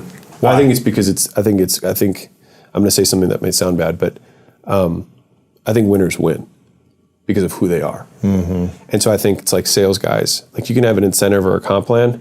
They just want to win. But they are salespeople. And if I get on the phone, I want to sell because of who I am, not because of the comp. The comp is the ticket to get me to say yes to the deal, but it will not change my activity. I will do it because I love to sell. Right. And so I think billionaires get there because they love the game. Like you don't get to $1 billion without because you obviously don't need it for you. You stopped needing it for you millions and millions ago. Right. And so you do it just because you love the game. What I do think, and the reason that I like that solution is because Elon Musk said this, but private enterprise is 10 times as efficient at capital allocation compared to the government. Right. So for every dollar that private enterprise spends, it's 10 times more efficient. And so the idea is like if we were to death tax 100%, so whatever you accumulate while you're alive, it just goes back. Like, and the thing is it's not that it would go back into the system through the government. It would if you were lazy. But most people, knowing the government was going to take it, the less efficient vehicle at the end of your life, you would then start thinking about how can I allocate this money efficiently? And so what would happen is you'd create far more ingenuity and innovation around social enterprise before they died, Solving problems. knowing that the wealth would eventually disappear. So like, it's more there's this backstop that no one wants to hit. And so I think what happened is they would change their behavior before hitting the backstop. I don't think a lot of people would just be dumping their billion to the government. I think just knowing that they had to would then trigger them to, that would be, hey, that's Alex's 2 cents of the world, which is obviously different. I believe that there are 3 main things that people have to develop. You've got skills, you've got traits, and then you've got beliefs about the world. You've got perspectives. And so, you are limited, or at least in my view, entrepreneurs are limited by one of those 3 at any given moment. So if you have impeccable character and you have great beliefs about the world, but you have no skills, you will only be able to, provide value to the level of your skills. Now, once you add a ton of skills to your tool belt, the sky's the limit. The flip side, you've got tons of skills, right? But you don't have the character trait of focus. Right? Like you can't stick with something for a long time. That's your grit that you were referencing earlier. Or you can't take rejection. That's a trait, right? And so it doesn't matter how skilled you are or what you believe to be possible in the world and what you want to allocate your time and energy and resources and skills towards, you won't be able to accomplish it because you don't have the character trait to get there. Learning about leverage was the thing that took me a long time to understand in terms of what boat I'm in. So I'll give you the quote from Warren Buffett, but he said, I'll give you the full quote. So he had his closest friend from Columbia Business School who went to school with him. They were really smart, really hardworking, liked each other a lot. When they finished, his best buddy went to do into steel business, manufacturing steel, and then he started Berkshire Hathaway. 30, 40 years later, this guy, the steel business is a tough business, right? He made an okay living. He's like, but he didn't do anything really exceptional. And then Warren built Berkshire Hathaway. And he said, and that's when I learned that it wasn't about how hard you row, but what boat you're in. And so there's a lot of really, really hardworking people out there who are really smart. They're just not, the thing that they're missing is ignorance of opportunity, is ignorance of leverage. And so if you can get into a better leverage opportunity, the same time or same effort or same intelligence can yield you a 10x, 20x, 1000x return, which is hard to conceptualize, but still true. And so understanding the leverage of the opportunity, and then from a character perspective, understanding that I have to pick a high leverage opportunity and I must stick with it for an unreasonable amount of time. I have to just keep doing it. And the outsized returns, the compounding of the opportunity comes from the depth of the experience, which comes through repetition. And so a lot of people get, whether a mile wide, an inch deep, rather than a mile deep, an inch wide. And most times that kind of depth of experience is what gives you the compounding outsized returns in the longer haul. And so I think if I had known, 1, how to pick the right opportunity, and 2, said, okay, if I did just this thing for the next 10 years, it would be unreasonable for me not to be a billionaire, then nothing else matters. So even if somebody's like, dude, I've got this new tech thing, it's gonna be huge, I could say, totally understand. But if I do just the thing I'm doing right now, I'll get to $1 billion, which is right now the current goal, right? Yeah. And so that's it. Like, and I could have 20 other things, like, dude, we gotta do this building together. Like, I'll bet you I could make money on that. But if I do nothing else besides this one thing that I'm focused on, I will get to $1 billion. And so everything that is not that is a distraction from that. When you're in your 20s, you probably aren't balling. And the amount of people on Instagram I see with their check mark that they bought in front of a Lambo that they whatever, like, we all get it. They're full of shit. We understand. The people who matter are not impressed. If I wear a $200,000 watch, all the buddies that I have don't give a shit. The guys who are ahead of you, they want to see you eating shit, living poor, learning, and hustling. You driving around in your new Rolls or Benz or whatever, and you're maxing out all of your expenditures so you can flex to other 20-year-olds is stupid. Now you should take that same money and plow all of that into your own ability to earn more money. And that's what somebody who's ahead of you is gonna look back and give you that status and respect for. Like, you can get status in your 20s from people who are ahead of you if you're doing the right stuff. If you show that you're on the wrong path, they automatically think, they're like, he doesn't get it, or she doesn't get it. They'll never associate with you until you understand the lesson. This is something I struggled with young. I don't know if you did. When I was young, I didn't have a lot of capital. I used to think, no, I will do these things because I can't afford the expenditure right now. Were you ever that way when you were young in business? Totally. I just held on 100%. because I'm like, I had this scarcity idea that this may be the $2,000 a month that keeps me in business. Yet it was the very thing that kept me in the small business I had. I think you got to work double time. There's no real sexy answer that I have for that, which is just like, you have to work the normal amount you would to make your money. And then you have to make enough, and then you work again to make someone else's money. And that's in the beginning. So it's like, I'm making my job and I'm making someone else's job so that I can buy that time that I used to work to pay someone else. Very good. To then make more money in that period of time. Really good. And the big thing that I think a lot of guys, because on the flip side of the entrepreneur space, the influencer or whatever space, people are always talking about buying your time back, but then they don't talk about what you do with the time you bought back. So if you just buy your time back and don't do anything, you're going to make less money. Like, just want to be clear. Yeah. But because I had an entrepreneur who was talking, he was like, I bought all my time back. He's like, but I'm really not making it. I was like, you're not doing anything. Like, you still need to work. You just got to now work on higher leverage opportunities, more dollars per time. So in that input is my time, my output is my money. So it's a higher leverage thing of my time. I hate to use this term, but I'm pretty good at resource allocation.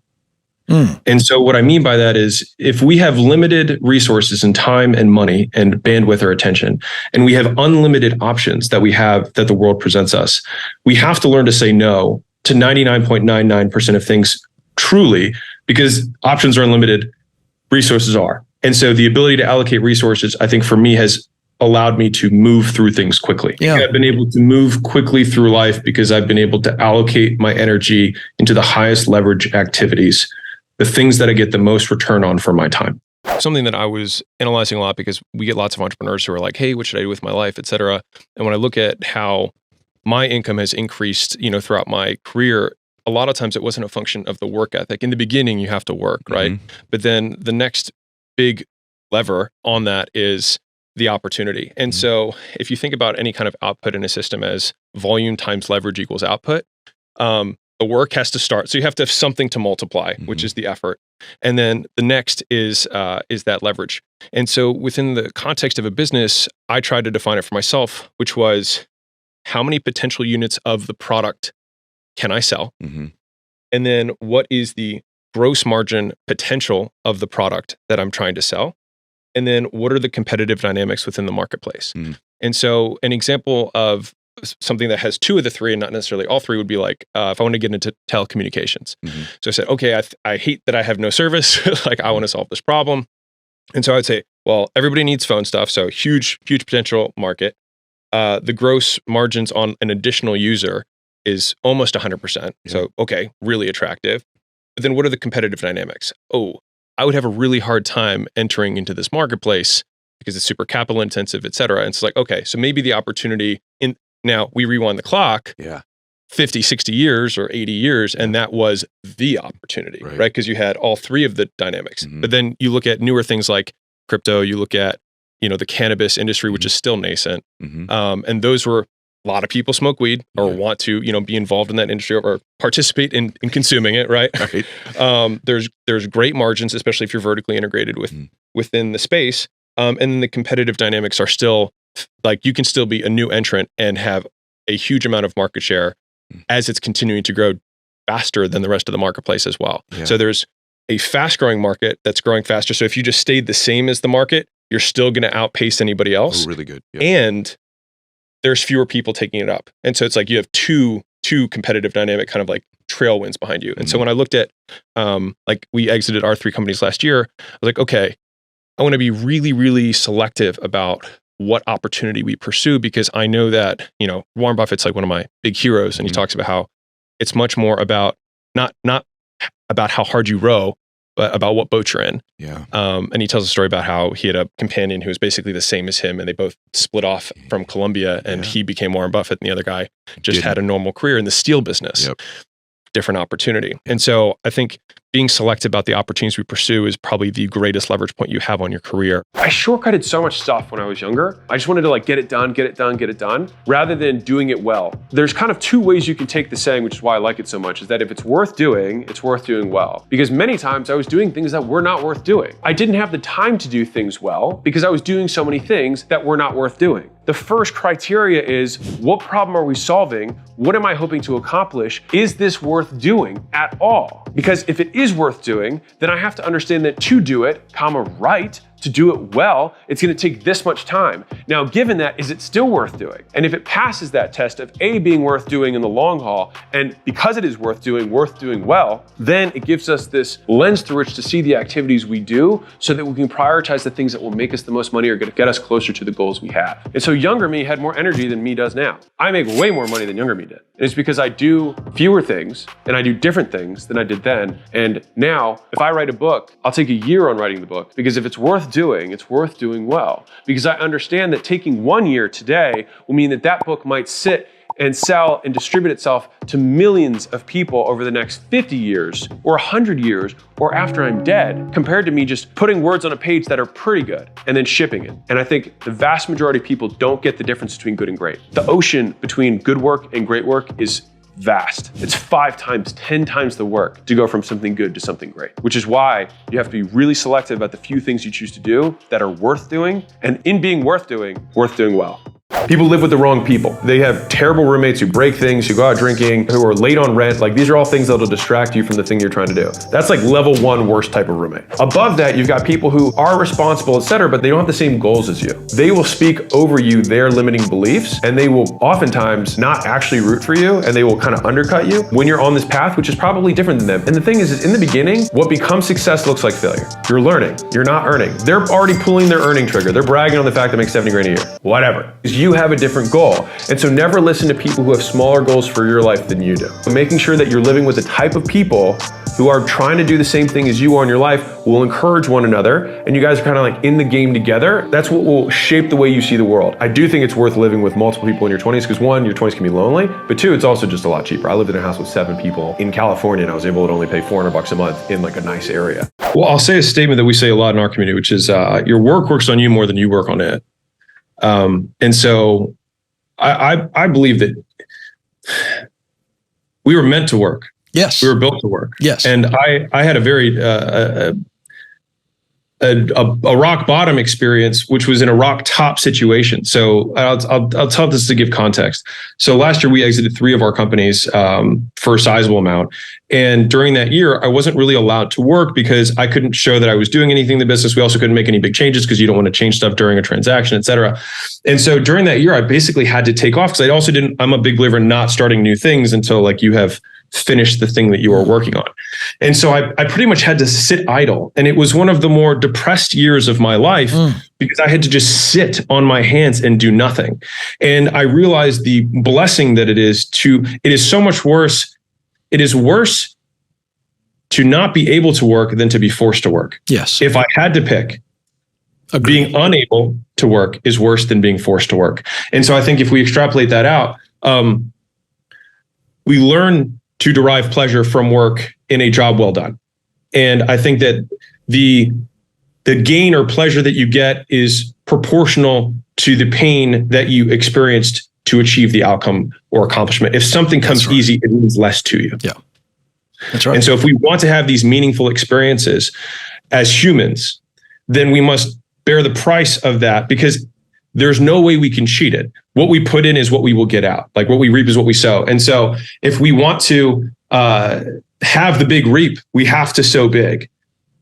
And so I think that's what people want is they want the big reaping without the big sowing. That's absolutely right. And you cheat yourself because you don't get the emotional experience of the fulfilled victory without the grit, the suffering that leads to it. You want to save money in your 20s, but not actually save it. You want to not spend it or blow it on and you want to put it into a separate account, but that money you want to invest, not the dollar cost averaging S&P or whatever it is. You can do that by all means. It's a great way to like have some money later. But if you want to become filthy rich, which is hopefully, what Monetization is here to do, you want to invest that money into you and your earning capacity. Right now, you make so little that the money doesn't matter. So like if you save $500 a month, save $1,000 a month, you can put that into the calculator and look what it's going to be in 70 years. And like, cool. 1, it doesn't factor in inflation. So when people see that they're going to be worth $4 million in 60 years is also worth like $1 million today. Think about how much more you'll get back if you spend $10,000 this year and then you double your earning capacity or you triple your earning capacity. Instead of saving money to invest in assets, invest in the number 1 asset, which is you, and increasing your earning potential.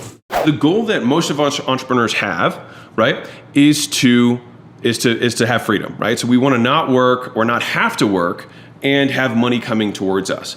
And the thing is what I have learned is that you can make anything passive and you can make anything active.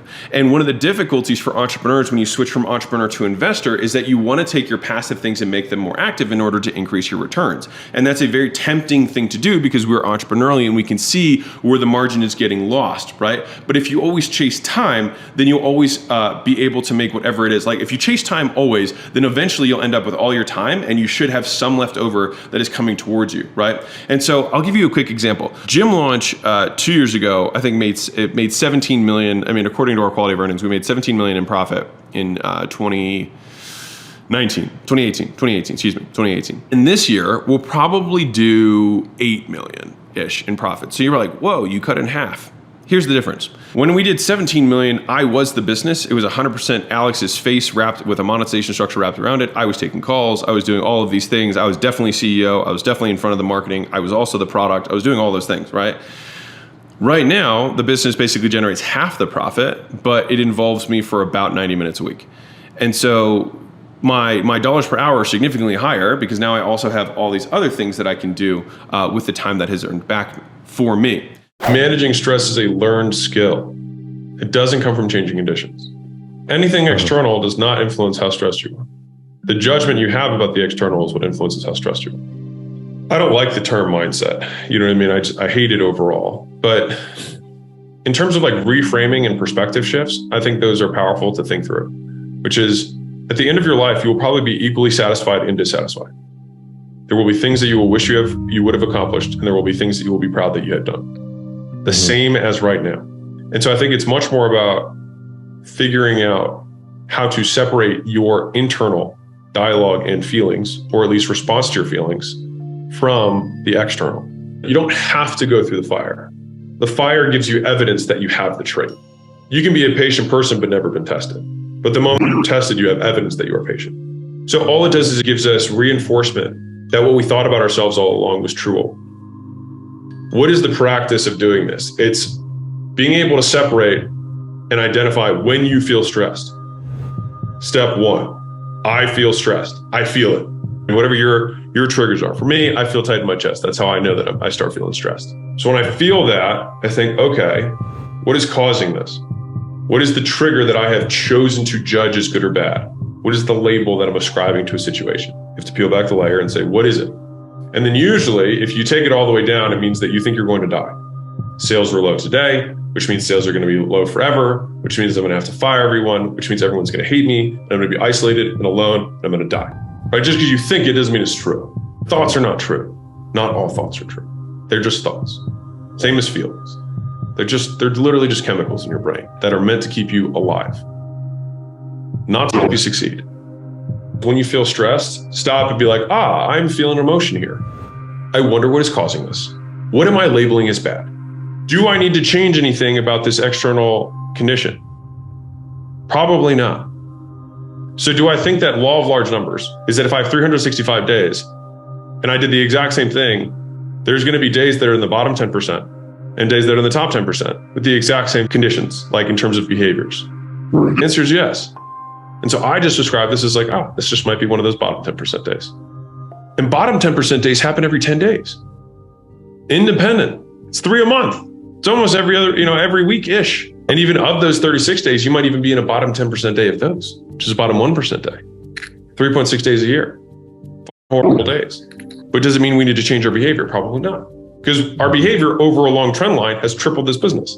Big things take time, all right? I knew that when I was, younger in the entrepreneurial game, I was very obsessed with fast wins. What can we do this week? And what can we do this month? Rather than thinking 10 years out, 20 years out. And the thing is that I learned this lesson from Andrew Chung, who owns Panda Express, and he lives in the building above me. He actually owns this entire building, which he bought for, I think, like $150 million. And he owns the building next to us, which he bought for $5.6 billion. Big dude. And he owns 2,600 locations of Panda Express. And he owns them all 100%. He has no franchisees, no licensors. And when asked on an interview what the keys to success were, there were 2 themes that came out. One, he said, your customer must absolutely love your product. And number 2 is that big things take time, right? It took him 45 years and he still continues to grow to this day. And the majority of the growth has happened in the last 5 years or so. This year, he opened up 600 locations of those 2,600. So a huge chunk happens near the end. And that depth of expertise takes time to build. Because remember, we're competing against other people who've also been doing this for a long period of time. And the one thing that we can take to our advantage is if we've just been doing this longer, right? And we get these compounding results that happen over a long period of time. And so I think rather than making this a patience platitude, thinking of this as what could I do for a very, very long period of time? Because the only things that will be very big will take a long time. And I must be motivated to not change my course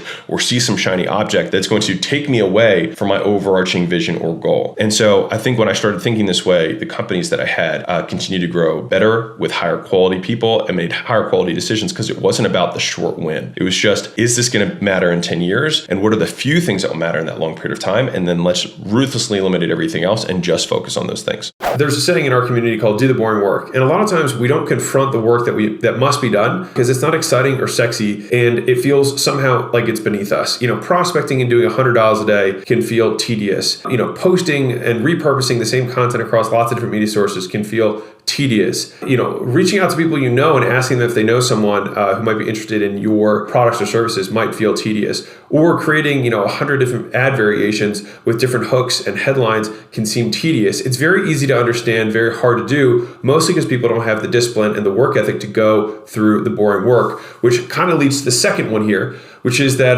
there's a saying between my closest friend and I, Dr. Kashi, violence is the answer. Sometimes when you have this outcome that you must achieve in your life because of the goals and insecurities that we have set upon ourselves, that just being violent with the level of activity that we are doing ultimately get us much closer than the nuances and the skill that sometimes we like to project and pretend matter more than just physically doing a sheer higher volume of work. Number 3 is that if you do more than you are doing right now, you will get more than you currently have. And that is a promise and you can take that to the bank. And number 4 is do what matters most first. So right now you probably have lots of things that, fill up your day in the morning, all that kind of stuff. But there are only 4 activities that will actually generate more business for you, period, that is new. All right. Number 1 is reaching out to people you know. Number 2 is posting to an audience that you know. Number 3 is reaching out to people who you don't know one-on-one. And number 4 is advertising, right? Those are the only four ways that you can get new clients. And so if you're not doing one of those 4 things and you're struggling to get customers, you're not doing lots of those 4 things as your primary activities, then that is probably one of the reasons that you don't have the amount of customers that you wish you had. All right. And so what I want to do is take this quick moment to introduce an equation that I've thought a lot about, but it's V times S times D. So volume times skill times time. And this is kind of a flywheel that feeds itself and I'll get to the actual wording behind this, but essentially the more volume to do, the better you are at it and the longer you do it, the more throughput you will ultimately have. The more outcome, the more clients, the more sales, the more leads you will ultimately have from doing it. All right. So let's dive into this in a little bit more. So in other words, and this is based in just pure foundational principles of logic, right? The more we do, the better we get. The better we get, the more we do because we like it, because we're better at it, right? And the longer we do something, the better we get. The better we get, the longer we do it. One of the things that permeates any Chick-fil-A, if you've ever been there, is that they have a culture of service. You're one step away from an awesome lunch meal. It'll be a pleasure serving you at our drive-thru window. After 2 more things, you know what that is. Kiss my beach, you guys are awesome. 1 and 2, live an awesome day up ahead. All right, thank you. Chick-fil-A. And so what they did was they actually studied the hospitality industry and even hired people from Ritz-Carlton to help them create an exquisite experience at Chick-fil-A. Esther Cathy noted that when he wanted everybody in his team and his company to start saying my pleasure, it didn't change until he changed how he spoke. He's trained all of us to always respond to thank you by saying my pleasure. So if somebody wants a refill, my pleasure. People will learn 10 times more from watching what you do than listening to what you say. And so if you say, hey, we're all about being on time here, but you, the CEO, are late, it will never work. We have to pick the very few values that we know that we will never break, that we will always stick with, which is why values have to be true to you, not nice words on the wall, because they have to be things that you would actually live, otherwise they are meaningless. When you make I am statements, they are the strongest statements that you can make because they are deeply embedded beliefs about what you believe about yourself. And so if you say, I am this way, when you describe yourself, when you meet someone new, you meet a girl on a date and you're like, I have a short fuse, right? I have a temper. I am disorganized. I am not good with time. I am not good with money. I hate even saying this, right? But just to give you the types of things that people say all the time that do not serve them. Does this belief serve me? If it does not, stop saying it. Period. And say something else, right? Or at the very least, if you feel compelled to have to describe this thing, then say, I have a tendency or I struggle with behaviors that are this way, rather than I am, number 1. Number 2, be incredibly weary of the superstitions and routines and religion that you adhere to, that you claim is the source of your productivity, creativity, alertness, mental well-being, happiness, whatever it is. Or the converse of that, if you lack it, the threats or the punishments that you speak over yourself. If I am not, I am agitated, I have a short fuse, I can't focus, I'm not productive, I don't have energy. All of these things are just weaknesses that you literally build into yourself So stop.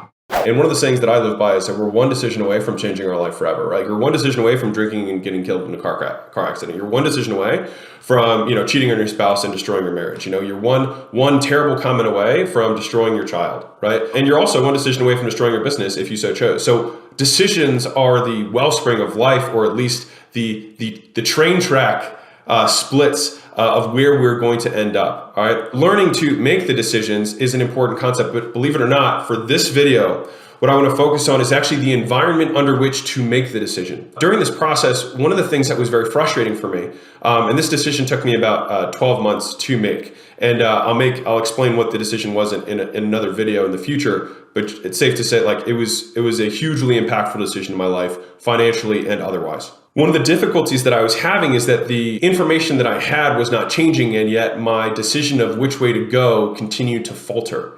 All right, so I kept ping-ponging back and forth and back and forth and back and forth. And so I was like, it's not my decision-making process, right? And the data that I have to make this decision is unchanging, and yet at different days, I would have different outcomes, which to me is big red flag danger alert in terms of a leading indicator of a bad decision. Mind you, as a quick caveat to this is not how you need to make all the decisions in your life. I would say that you should find and use this process for the most important decisions you make in your life. Who are you going to marry? Where are you going to live? What are you going to work on, right? What are you going, those are the decisions, are we going to make this big strategic change in our business? Those are big, irreversible decisions. And that's the key for me, is that if a decision is irreversible, and has downstream consequences, then those are the ones that take more time to analyze. All right. Now, here's the piece that I was missing in my equation for making these decisions, which I want to share with you. All right. One of the key pieces of how we decide is the brain chemistry that is going on. So whether you have lots of dopamine, lots of serotonin that are circling around in your brain will ultimately affect how you make decisions. Believe it or not, we are 100% emotional decision makers. The thing is what we want to do is control the extent to which the emotions control our decisions. All right, that's the key point here. If you don't acknowledge that emotions weigh into all of your decisions, even your quote rational ones, you are lost. All right. What you can do is first identify when you are feeling emotional. And a lot of guys feel like this is like a foo-foo term. If you're angry, it's emotional. If you're insecure, that's emotional. There are other emotions besides being a pansy. So if you have emotions, it decreases the speed with which you make decisions. And mistakes love a rushed decision. You can say it with me. Mistakes love a rushed decision. It's one of the credos that Leila and I live by. The environment under which we make this decision is important. Now, we have to acknowledge the biases that we have. Here's where emotions get even worse. You have two biases that you have to fight against. One is confirmation bias, which is your emotional soup in your brain is going to say, this is what I want because this is how I feel safe. Then your logical brain will search out reasons or data to support that thing, right? It's like making an argument to yourself. The problem is you may change your argument, but it's not going to change reality, which means that the decision can be good or bad based on the soup that we started as the predisposition towards how we were going to gather data. The second is conviction bias, which is how convicted am I in this thing or this decision? The more you believe in it, or the more you want the positive outcome to occur, the more you will purposefully blind yourself because you want to save your ego and how you feel about yourself, because it makes you feel good to think about this positive outcome. But it does not affect the percentage likelihood that it actually occurs in the real world, which is why you see other people, because you can be rational about others, you see other people make these terrible decisions and you think to yourself, why on God's earth would they make those decisions? When in reality, that person is you and it's other people who are looking at you.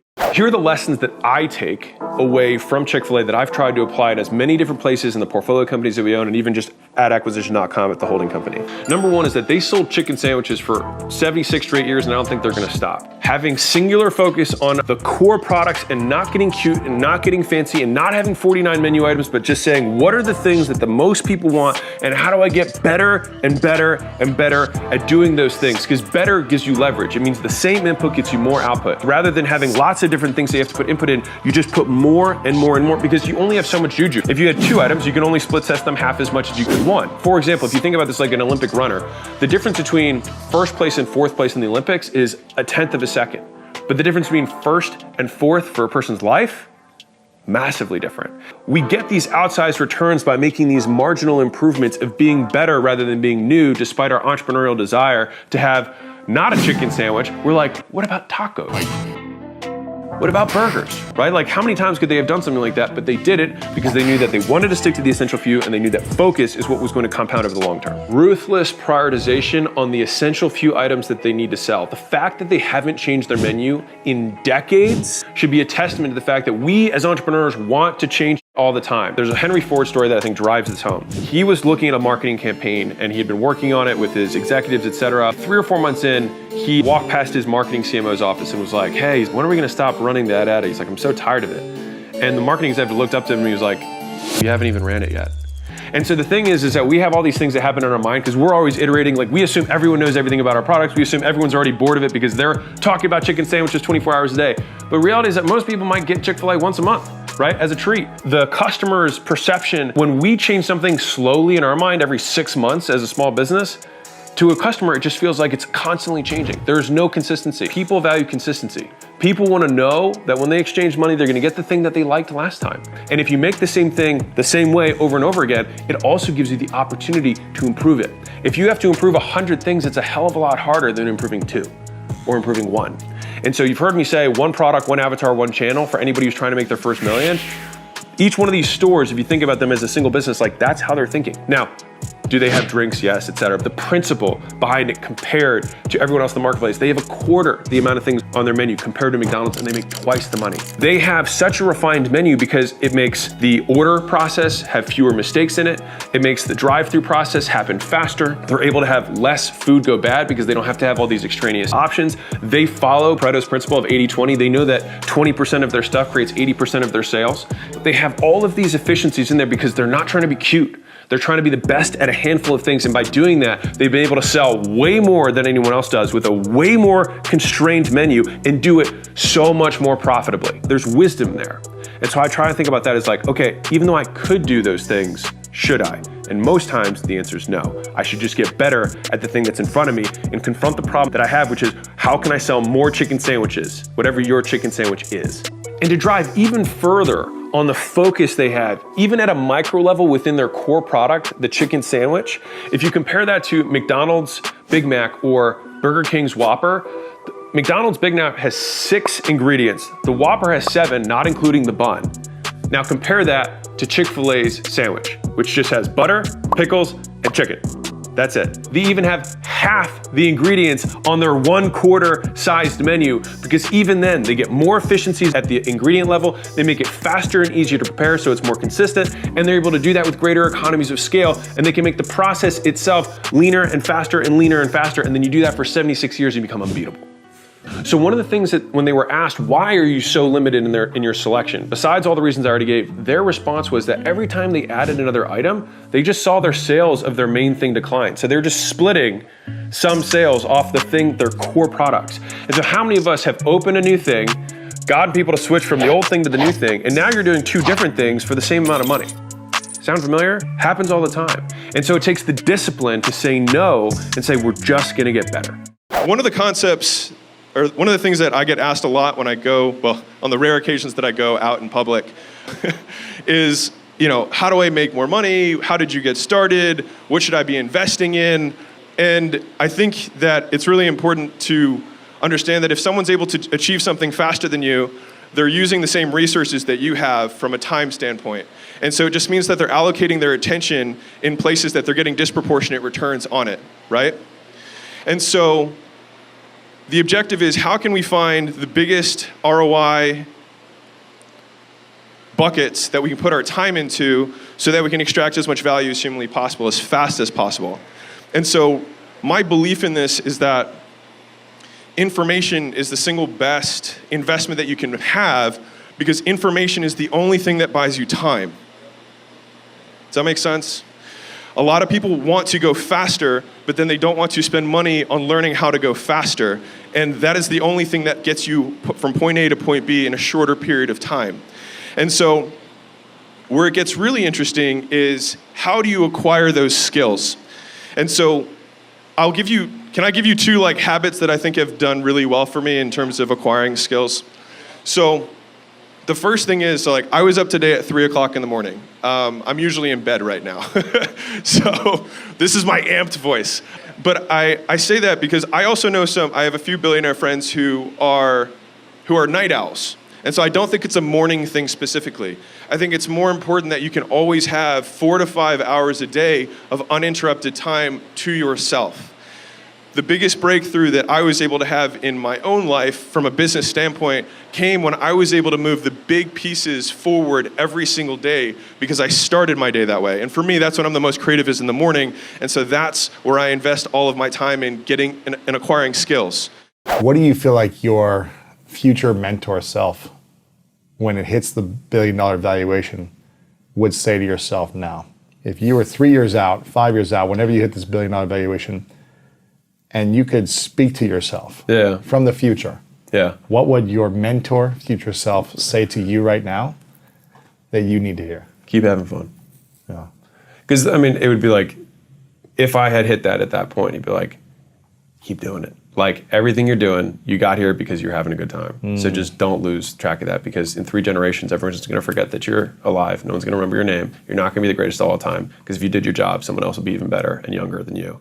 And so, like, the only point of the game is to play.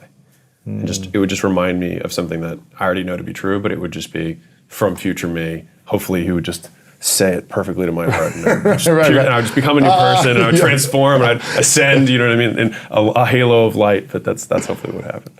Our deal team talks to hundreds of prospective businesses every single month. Now, they've implemented 2 AI tools to replace themselves. First, to increase show-up rates for meetings, we now send personalized videos of me using entirely AI. Hey Jordan, hey Josh, hey Kevin, hey Michael, Nathan, Ryan, you passed our initial screen. Congratulations, huzzah. So this saved them all the time in missed calls and all the time I would have to spend manually saying, hey Johnny, hey Dave. I never said any names. Now, to do that, they asked me to record one video, just one. The AI would cut in and replace my mouth and move it in the right way to say a name that I never spoke. Now, on top of that, the deal team does a lot of emailing. So they wanted to have a more effective way to write email follow-ups, which normally can take 10 to 20 minutes a pop, 2 hours plus per day. And so they used compose.ai. And so here's an example of what that looks like right after a call in action. Now, if you think about the breakdown of how much they replaced, 2 hours per day on a 40-hour work week means 25% more output for the same cost. That's a win for me, it's a win for them, because value is created. Next, my content team came to me and how they were gonna replace themselves. They used 3 different tools to get 250 pieces of content out per week. First off, they wanted to give everybody in Hormozi Nation more ways to consume my stuff. So they added audio versions of any email or any tweet that I post that I never actually read. These are actually just me tweeting all day.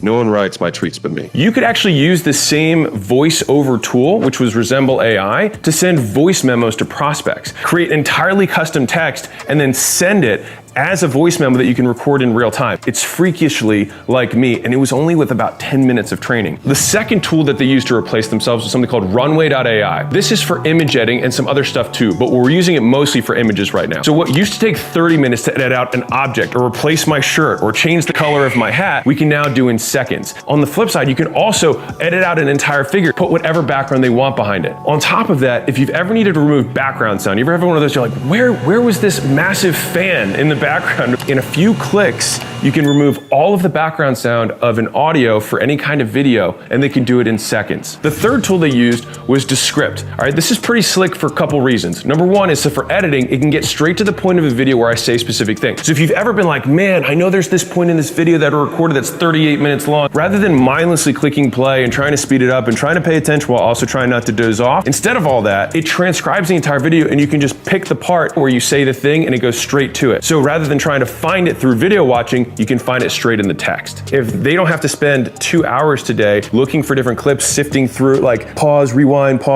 then they can spend the rest of that time thinking about how they want to package the video, what sound or what music they want to use to evoke an emotion. And that is going to take a video from 100,000 views to 1 million views. Eventually AI is going to be able to do that too, though. Let's switch gears to training. One of the most expensive things for any new company is that they have to onboard new people. After you've already gone through the process of interviewing tons of candidates and taking them through first round, second round, third round interviews, now you've given them the job they're in. They're still useless because they don't know how your company works. They don't know your values. They don't know the cadence. They don't know the communication structure. They don't know meetings. All these things they have to repeat over and over and over again, and it's time consuming. My director of people came to me and said, hey, we can actually create all the onboarding videos using AI. Thanks for applying with acquisition.com. My name is Jessica. I am an AI-generated member of the acquisition.com team. What's cool about this is you can have a living document that you update as things change. So instead of going to a studio, setting everything up, and then reshooting an entirely new video, you just change the text and boom, Make sure to click that like button. the video changes instantly. If it's not perfect, I wouldn't worry about it because it will be soon. If you speed up AI videos, I've noticed that it sounds a lot more human. Make sure to click that like button. All trainings can be just done straight through text, and then the avatar can deliver them. This is hundreds of hours of human labor that is just getting eliminated. So there are two things that increase productivity per worker. One is education, and the other one is technology. When you have AI-based education, you're actually using both. The person who was doing the training is now using technology to save the time. The person who's receiving the training is now becoming educated, and as a result, becoming more productive. I will pay for whatever shortcut possible. Now, I think the game has changed somewhat, which is that like education now, because of media, there's a lot of really good stuff that wasn't there 10 years ago. You know what I mean? Like, true. My hope is not to self-aggrandize here, but like the stuff that we share, like that Absolutely. wasn't, there wasn't a lot of people out there who were actually doing stuff, who were just, sharing it. Right. And so there's a lot of opportunity to learn on your own. The piece that I think has been valuable is community. Community and kind of like de-bottlenecking. So it's kind of more the service side of what is commonly referred to as the coaching industry, which is really just consulting that hasn't been formalized yet. And I want to be clear, there are terrible ones. For there sure. are many, and I think it's honestly more the rule than the exception. But there is value in someone helping you get somewhere faster. And making sure that that person has helped people like you get to where you want to go is a great first litmus test to look through that, right? And then the third piece is kind of the community piece, which is for me, from a belief standpoint that you were alluding to earlier, I've gotten my biggest breakthroughs have come from community over anything else. And watching someone that I thought I had the same chops as, or better chops, do better than me. And then think, if he can do it or she can do it, I can do it. Makes sense. And that has been very intrinsic to me. Now, some people don't have that belief like at their core, which I would recommend. I believe like everybody's made of skin and bones, and like if someone else can do it, so can I. And that's a belief, though. You know what I mean? But that has been very valuable for me. And the many people throughout my life that have spoken small pivots in the road that have resulted in huge changes. When we went from scaling brick and mortar to licensing, like that was a huge change in my life. When we even went to go pursue what we're doing now, just through M&A and private equity, like that was a huge change in my life. And much of those decisions came through dialogue with people who were further ahead. People valuing or overvaluing their company. And a lot of times, even I'm a little bit confused when the sharks or you would be like, it's not worth that. If companies like, we're doing $10 million in sales, our business is worth $10 million, and they're like, no, it's not. It's only worth how much cash you have in the bank. Like, what is the biggest misconception people have with valuations beyond like their own ego of like, no, it's worth a whole lot of money. Yeah. So fundamentally, when somebody's buying a company, they're buying a percentage of future profits, right? And so the question is, how profitable will the company be if it's in the future? How long is that sustainable? And what is my risk associated with that? And so if there's a business that's incredibly transactional, has a single point of failure, that's founder-led, and they're the face, and they're the one that drives all the business, that person gets hit by a bus, the company's dead, right? That person gets in a scandal, the company's dead.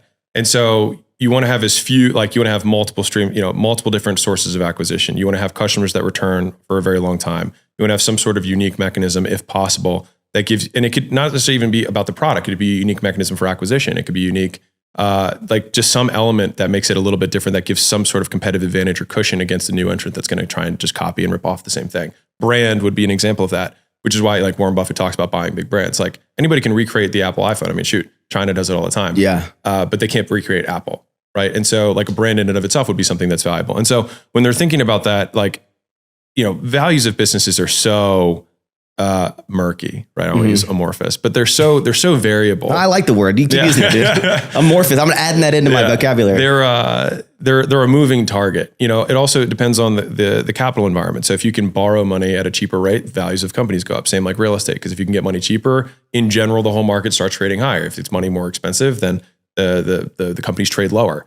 And so there's a ton of different variables that go into it. And then also what the company is going to get from the acquirer. So like, if a strategic buyer, so to define that, if a company buys another company and the company that bought it would directly benefit from adding that company to its kind of portfolio, like it can cross-sell its existing customers into those services or products, then that company will make more from the acquisition than what a financial buyer would be. So like if a family office, a rich guy just wants to buy a piece of a business or the whole business, he doesn't have any strategic plays. He's just going to buy it for what it is. And so like financial buyers tend to buy businesses for less than strategic buyers do.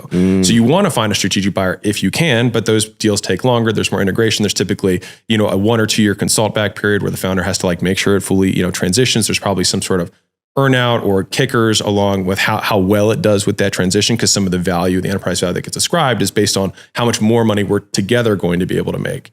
And so there's a lot of factors that go into how you value a business. But at the end of the day, it's just what someone is willing to pay. How we create products that specifically serve rich people. They think differently and want different things. The best thing to do is study luxury brands. When you shop at a high-end store, they'll offer you champagne while you shop. You're gonna have somebody who's assigned to you the moment you walk in the door. What can I get for you?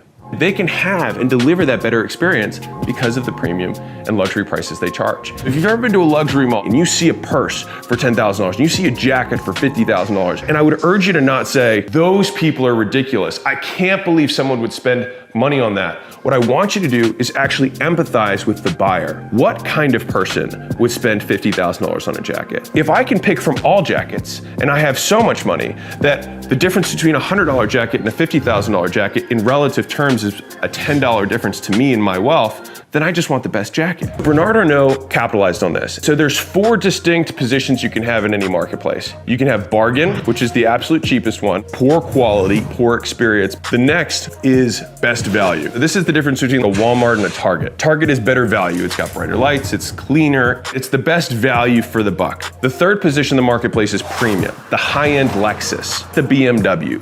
And then the 4th position in the marketplace is luxury, where the price has no cap. Part of the value of the product itself is the cost that people know you paid to get it. Bernard Arnault lives in this luxury bubble. It's where people associate their status with the purchase they made. Typically, when you raise prices, you decrease volume. But in luxury goods, when you raise prices, you increase how many you sell. And that creates this unbelievable amount of profit, which is what has now propelled him to be the single richest man in the world. Rich people have the same problems that poor people do. They just want them solved differently. The big thing we want is we want to deliver a big dream outcome. Number 2, we want them to believe with very high confidence that if they work with us, they're going to get what we promised. On the bottom side, they want it to be incredibly fast. So as soon as they pay, they want to get. And then they want to have as little effort and sacrifice as humanly possible. And with the rich, speed and convenience are paramount. The money is never an issue. It's how much are you going to ask of my time and how painful are you going to make this for me? But one thing that you shared that was really interesting to me was as you were talking about like a part of high ticket that I think is like pretty misunderstood, and you kind of just alluded to it right there.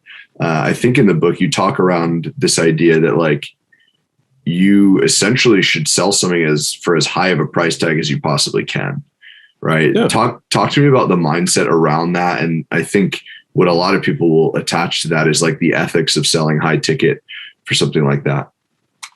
Yeah, so the ethics of selling high ticket, it can absolutely, I don't think there's like, if you are lying, that is unethical. The problem is people have the equation reversed. They're like, oh, I read a book on high ticket, I should stick it. What you should do is create high value.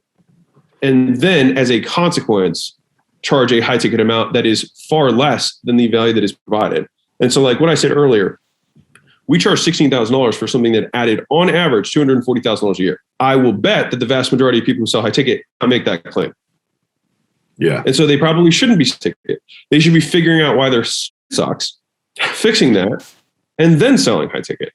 And that's why everyone gets the sequence wrong. So like any marketer can quote trick enough people into becoming a millionaire, right? If you just promote enough times, you can become a millionaire, but you're not going to create a fortune, and you're also going to hate your life because everyone's going to hate you. And so, and the thing is at the end of the day, like only you are going to know how good your product is. The issue is that most people deceive themselves, and that's kind of the qualm. Every other quote guru or internet marketer is full of it, but not me, right? It's just silly. It's just dumb, right? Like the reason Gym Launch made so much money is because I had 6 gyms. I didn't start Gym Launch after I had 1 gym. I didn't start after I had 2 gyms. I honestly didn't even start doing it until people started reaching out to me asking for help. I had no idea that what I was doing was special or different. I had planned on getting to 10 locations. And then I had a mentor who was like, you should probably deal with all these people who are trying to ask you for help. And I was like, I don't really care. I don't want to tell them what I'm doing. And he was like, you should probably consider doing this. This is a better model. And so anyways, I started and then did 2 years of turnarounds, right? Most guys are like, oh, why am I not? I literally had a question the other day. Sorry, I'm a little pissy right now. I had a question the other day about this. Guy says, how can you guarantee that I'm going to get to $1 million a month in 6 months? And I was like, I can guarantee you're not going to get there because that's the question you asked. It's just a dumb question. Stupid question. It has nothing to do with the value we're providing to the marketplace. For a salesperson, a real estate agent, somebody that's direct B2C, what's the best way in your experience just for them to get better at sales? I feel like this is like you're setting me up for the spike, which I appreciate. You got to do more. You know what I mean? Like 10,000 cold calls will teach you significantly more about sales than any book ever will. Amen. And I also think that it's better to do some selling and then read the books because you'll have context to understand through which to understand the stuff you're learning. Like if I read a sales book and I'd never sold, I would just I would read the words rapport building and not really get what that meant. I would read the word like objection overcome and I'd be like, okay, I guess I got to remember this thing, but like you don't have a framework to hang it on. So it's not useful, right? So once you make the dials, do the reach outs, do the cold emails, whatever it is, you will then get the opportunities to flex. And, it's not my statement, but repetition is the mother of skill. And so if you want to get skilled, you got to do the reps. Over the years, did you kind of like come up with certain strategies to shut things out more? Because I feel like, I don't know if I heard this, maybe I'm imagining it, but you said at times you even wore a hat to be like more like tunnel visioned in. Sometimes some of the lore that comes out, I don't know where it comes from. No, I've never worn a hat to like stay more focused. I just wear it because it keeps my head hot. It keeps my head warm. And I like it because I like the logo and I like the hat. So yeah. So like, that's why I wear that. Over the years, has your office just become like smaller and smaller and smaller to where you've like dialed in a certain, like you need to have a certain space the way it is, where it's like you're not going to get as much work done otherwise? I like a big screen. That's what I like, having a big screen, and I like having a decent amount of desk space. That's about it. I also get distracted really easily. Like, I mean, when we drink our coffee, sometimes I just won't say anything for like 30 minutes because I'm just staring at the cars. Like, it's like watching fire. I just like stare at it, nothing else to do. You know what I mean? So like, I can't have, some people can't. Like, people tell me, they're like, oh yeah, I work and like, I just put jazz on or I put music on. Like, I put earplugs in, and if I'm feeling really feisty, I'll put headphones on top of my earplugs. Like I need no music though, ever? No, no, God no. I can't think of. Then I'm just listening to music. I cannot do more than one thing. So what about the phone? Do you leave it on airplane mode and like chuck it out of the room, or what do you do with it? Yeah. Yeah. If I need to crank, I'll leave the phone outside the room. What is your perspective on how companies view, like, I want to see this company have success, so they need to get to this certain number, or I see the trajectory that it could be on. I want to acquire it before it gets so big that their value is significantly higher. Like, how do you think people from whose perspective? I guess both. Like of a business owner, like how much money do I need to build it to, or is it just build a great company and worry less about how fast you're going to get to 100 million? We'll call it. And from a business perspective, like how do you think that they analyze businesses to acquire? Yeah. So I'll start with the founder one. So founder wise, I would say that the big thing that we always try and find is missionaries, not mercenaries. And so it's people who are really passionate about the cause, because somebody who's passionate about the cause will always build a bigger company because they're doing it for a different reason. And so it's like the person who loves walking walks further than the person who loves the destination. And so when people are trying to build a business in order to sell it, they tend to just have a different energy about going. It's everything. It just inherently is shorter. Yeah. Right. But if you have an unlimited time horizon, then there is no such thing as a rush, and you can make the right calls for the long. Right. And that's what we really want, because you'll get the highest returns with somebody you can think 5-10 years out. But it just won't make sense for 1 year or 2 years. But like they can make a huge move that's going to make it worth a ton. But if they're always obsessed about, like, that's why public companies, it's like quarterly earnings calls. Like they have to think short term because CEOs are incentivized, blah, blah, blah. I won't even get into that. But from a founder perspective, we prefer long-term thinkers.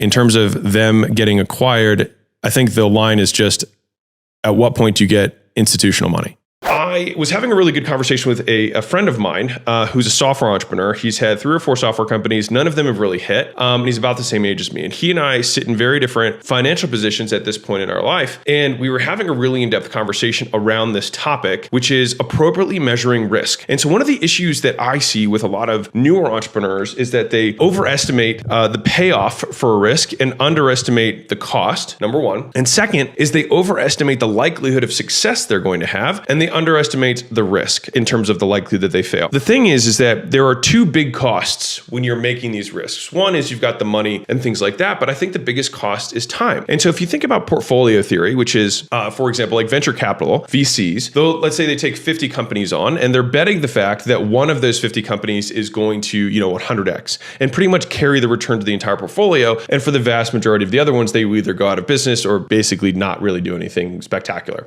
And so for the VC, for the venture capital, the investor, it makes sense to take this approach because they're going to get very good returns using this method. Whereas if you are one of the 49 founders who has pretty much all of their net worth invested in this thing, and it takes 5 years of your life away to only fail, it can be harder to swallow. And so he and I have had very different careers and lives, and it's because we value risk differently. Now, he would say that he is not interested in making money and he just wants to do something really big and really cool. I tend to be more money focused or money driven, whatever you want to say, because I think that the accumulation of money will allow me to do really cool things later on in my life. And when I say later, I mean give me 20, 30 years of doing this. And I think we can do that. Now, the reason that I want to bring up this topic is because picking the business that you're going to go after, I think is a very important question that you're going to ask yourself. And you have to understand that you're probably going to fail many times before you are successful. And one of the hardest questions in entrepreneurship, and this is also one of the things that come up in the conversation, is when do I push or when do I pivot, right? When do I keep pushing? When do I keep persevering on this idea that's not quite working? And when do I pivot? And it's one of the hardest questions in entrepreneurship because you don't know whether it's you or the idea. And that's what's hard, because sometimes it's like, how many great business ideas have the founders have abandoned 6 inches from gold, where they just needed to push a little bit harder and they were going to have the breakthrough. And I hesitate to talk about the subject because I think most people just don't know how to push it all. And so,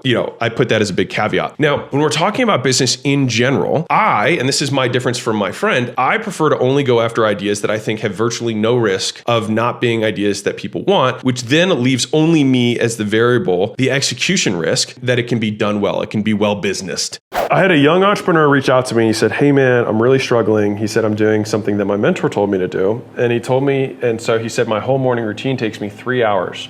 And he basically did that whole checklist. He's like, I walk outside barefoot 30 minutes so I can center myself. And then I do the red light sauna and I do float tank. And then I do all this stuff, right? He's like, and it's just it's killing my day. He's like, by the time I start, it's 11 a.m. And he's like, because he also needs me to sleep this amount of hours and all this stuff. And I was like, dude, sometimes the work just needs doing, man. Yeah. like everyone, I think a lot of this stuff is productive procrastination, or people think it's productive procrastination, but it's just another form of procrastination. They feel like, it's like watching TED Talks. It's like you feel like you learned something, but you're not making more money. You got to make 200 dials. Whatever way you want to do that, go for it. You know what I mean? But for me, the longer I'm putting it off, the longer I feel like I'm guilty about not doing it. I think that when I started out in business, I heard all these things in the personal development space, you should read these affirmations every morning, blah, blah, blah, blah. I never did that. And it was because it felt stupid to me. Now, that being said, there might be some people who've had life-changing results from doing that. But what I did notice is that the stories I would tell myself about myself were the things that changed my beliefs. They were the things that changed my character. And so a lot of times in some of my other videos, I've talked about how entrepreneurship is about 3 things. It's about changing the beliefs that you have. It's about increasing the skill set that you have. And then the character traits that go along with that to make sure the skills are successful. So I'll give you a simple example for this. So a friend of mine, he started a fitness app. It was doing about $20,000 a month. He was a top CrossFit Games competitor. But he was really ashamed because he wasn't the winner. He was really, really highly ranked one, but he wasn't the winner. And so he believed that his app wasn't good enough. And so he never promoted it. So it grew to $20,000 a month in revenue with him doing 0 promotion, right? And when he realized that it was okay for him to promote it and people got a lot of value from it and the app was good enough, he went from $20,000 a month to like $150,000 a month, like that. And the difference was his beliefs. His skills were the same, right? His character traits are the same. He changed his beliefs, right? So let me give you a different example. So when I actually started out getting in my own business, right, I had a chain of gyms. This was this was 10 years ago. I had a chain of gyms. I knew how to run sales teams. I knew how to generate leads. I knew how to do all these things. But what ended up happening was I had one missing piece, which was also a belief. Darn, I was actually trying to give you a different one. But I had a mentor come in and say, you need to get in the licensing business. You need to license this model to lots of people rather than doing the actual model yourself.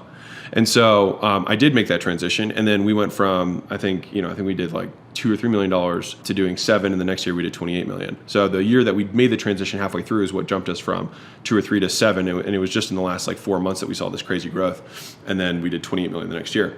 And so it was because I had all these skills, and I also had the character traits. I just needed again to change some of the beliefs. I was trying to give you an example with the character traits. Let me think of one. So if you have, for example, if I had those skills, but I didn't have the character traits of being disciplined and being focused on one thing, I would have jumped between multiple entrepreneurial endeavors and never been able to see success, because even though I had the beliefs about what was possible, like if I had said, okay, I'm going to do gyms and I'm going to do chiropractors and I'm going to do dentists, I'm going to do X, Y, and Z, right?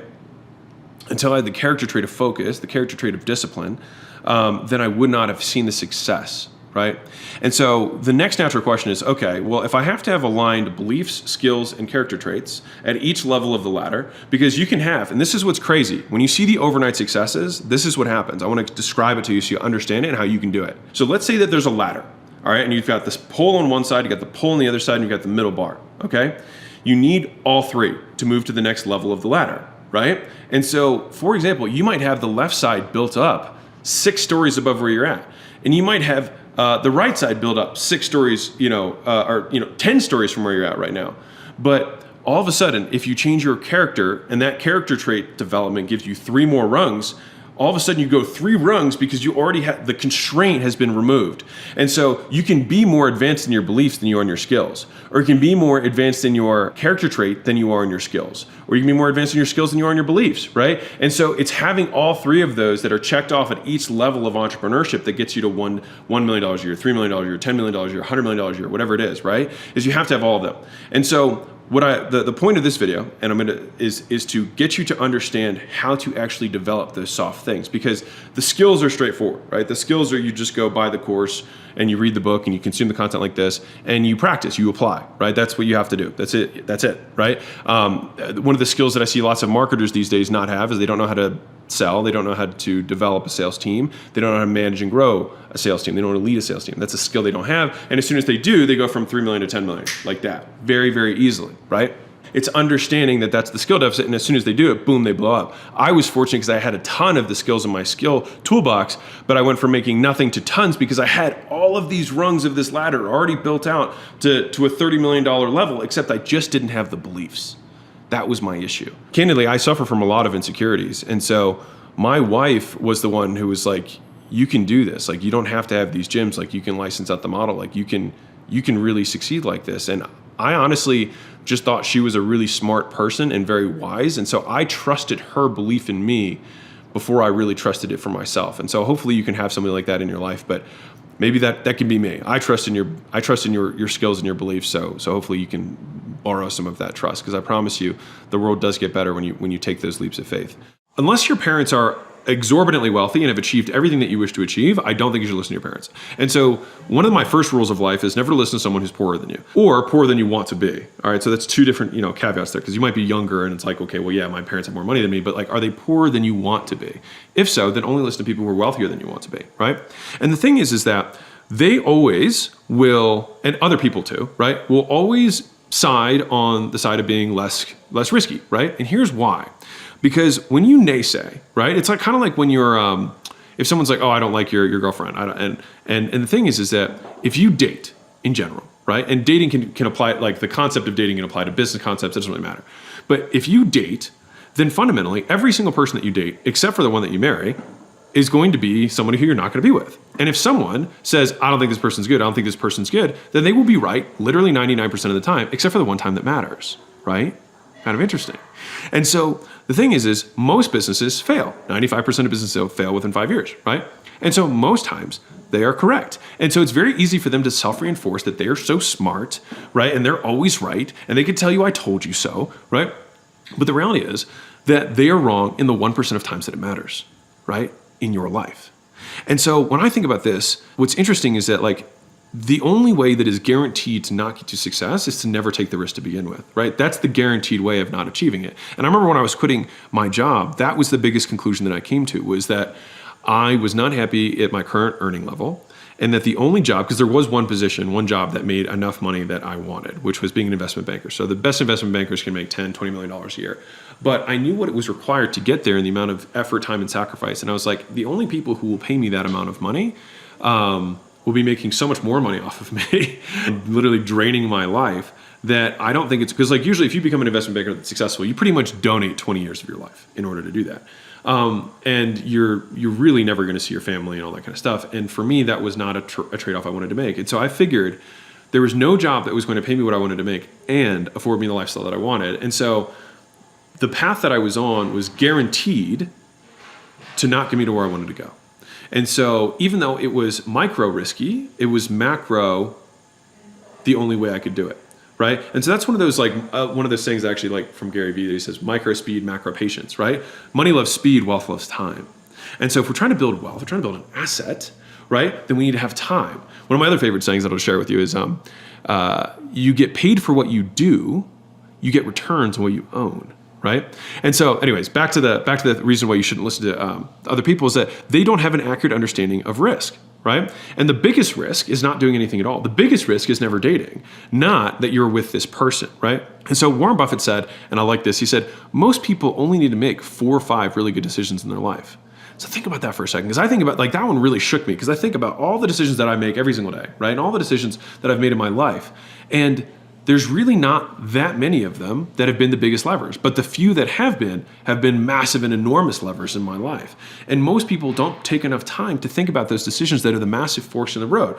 Am I going to keep going in this position? Do I want to live in this city? Am I going to marry this girl? Who am I going to get into business with? What are we going to do? Right? What are we actually going to do in this business? And so people don't put enough thought into that stuff and spend all their time thinking about what next show they're going to watch on Netflix, right? Rather than thinking like, I'm going to take some time with this decision. Because one of my other sayings is mistakes love a rushed decision, right? So micro speed, macro patience. If you're looking at playing long, then you have to understand, or at least this is my 2 cents on it, is that most people will oppose you at all times. And that is because it is safer for them to do so because they will be right most of the times. But on the 1% of times that they are wrong, it's that 1% decision saying that you're going to buy See's candies for $25 million and ends up generating $1 billion, right, in revenue. It's that one decision that they're going to miss out on. And that's the one decision that matters. And so they are 99% of the time right, but they're 100% wrong. Right? And so that's the only message that I wanted to really drive home is that if you have parents who make less money than you want to make, if you have friends who make less money than you want to make, I had so many people who told me that everything I was doing was stupid. I was giving up a really good consulting job to open a gym, right? I took all my savings and sunk it into a business. And you know what? That business wasn't the one that set me free. It was four or five businesses from there. But I learned the skills that one by one, I was able to assemble on a belief standpoint of the world with the character traits to reinforce them to eventually yield the success that some people think is, cool. Because you made it this far in a video, I want to celebrate you. Most people start and don't finish. Most people never actually follow through. Most people say they want something, but they don't ever do the work to actually get it. But you are different. You are special. Believe Nation, you made it here all the way to the end, and I love you. So it's a special celebration if you put a hashtag believe down in the comments below on this video. I will showcase you and celebrate you somewhere on the screen in a future video because you are awesome. For 50 more amazing rules from Mark Cuban, check the video right there next to me. I think you'll love it. Continue to believe, and I'll see you there. I had a Fiat X19 that had a hole in the floorboard. I mean, you could tell I was living the high life, right? I mean, and I was putting in oil every 60 miles and, working as a bartender at night. What did I have to lose?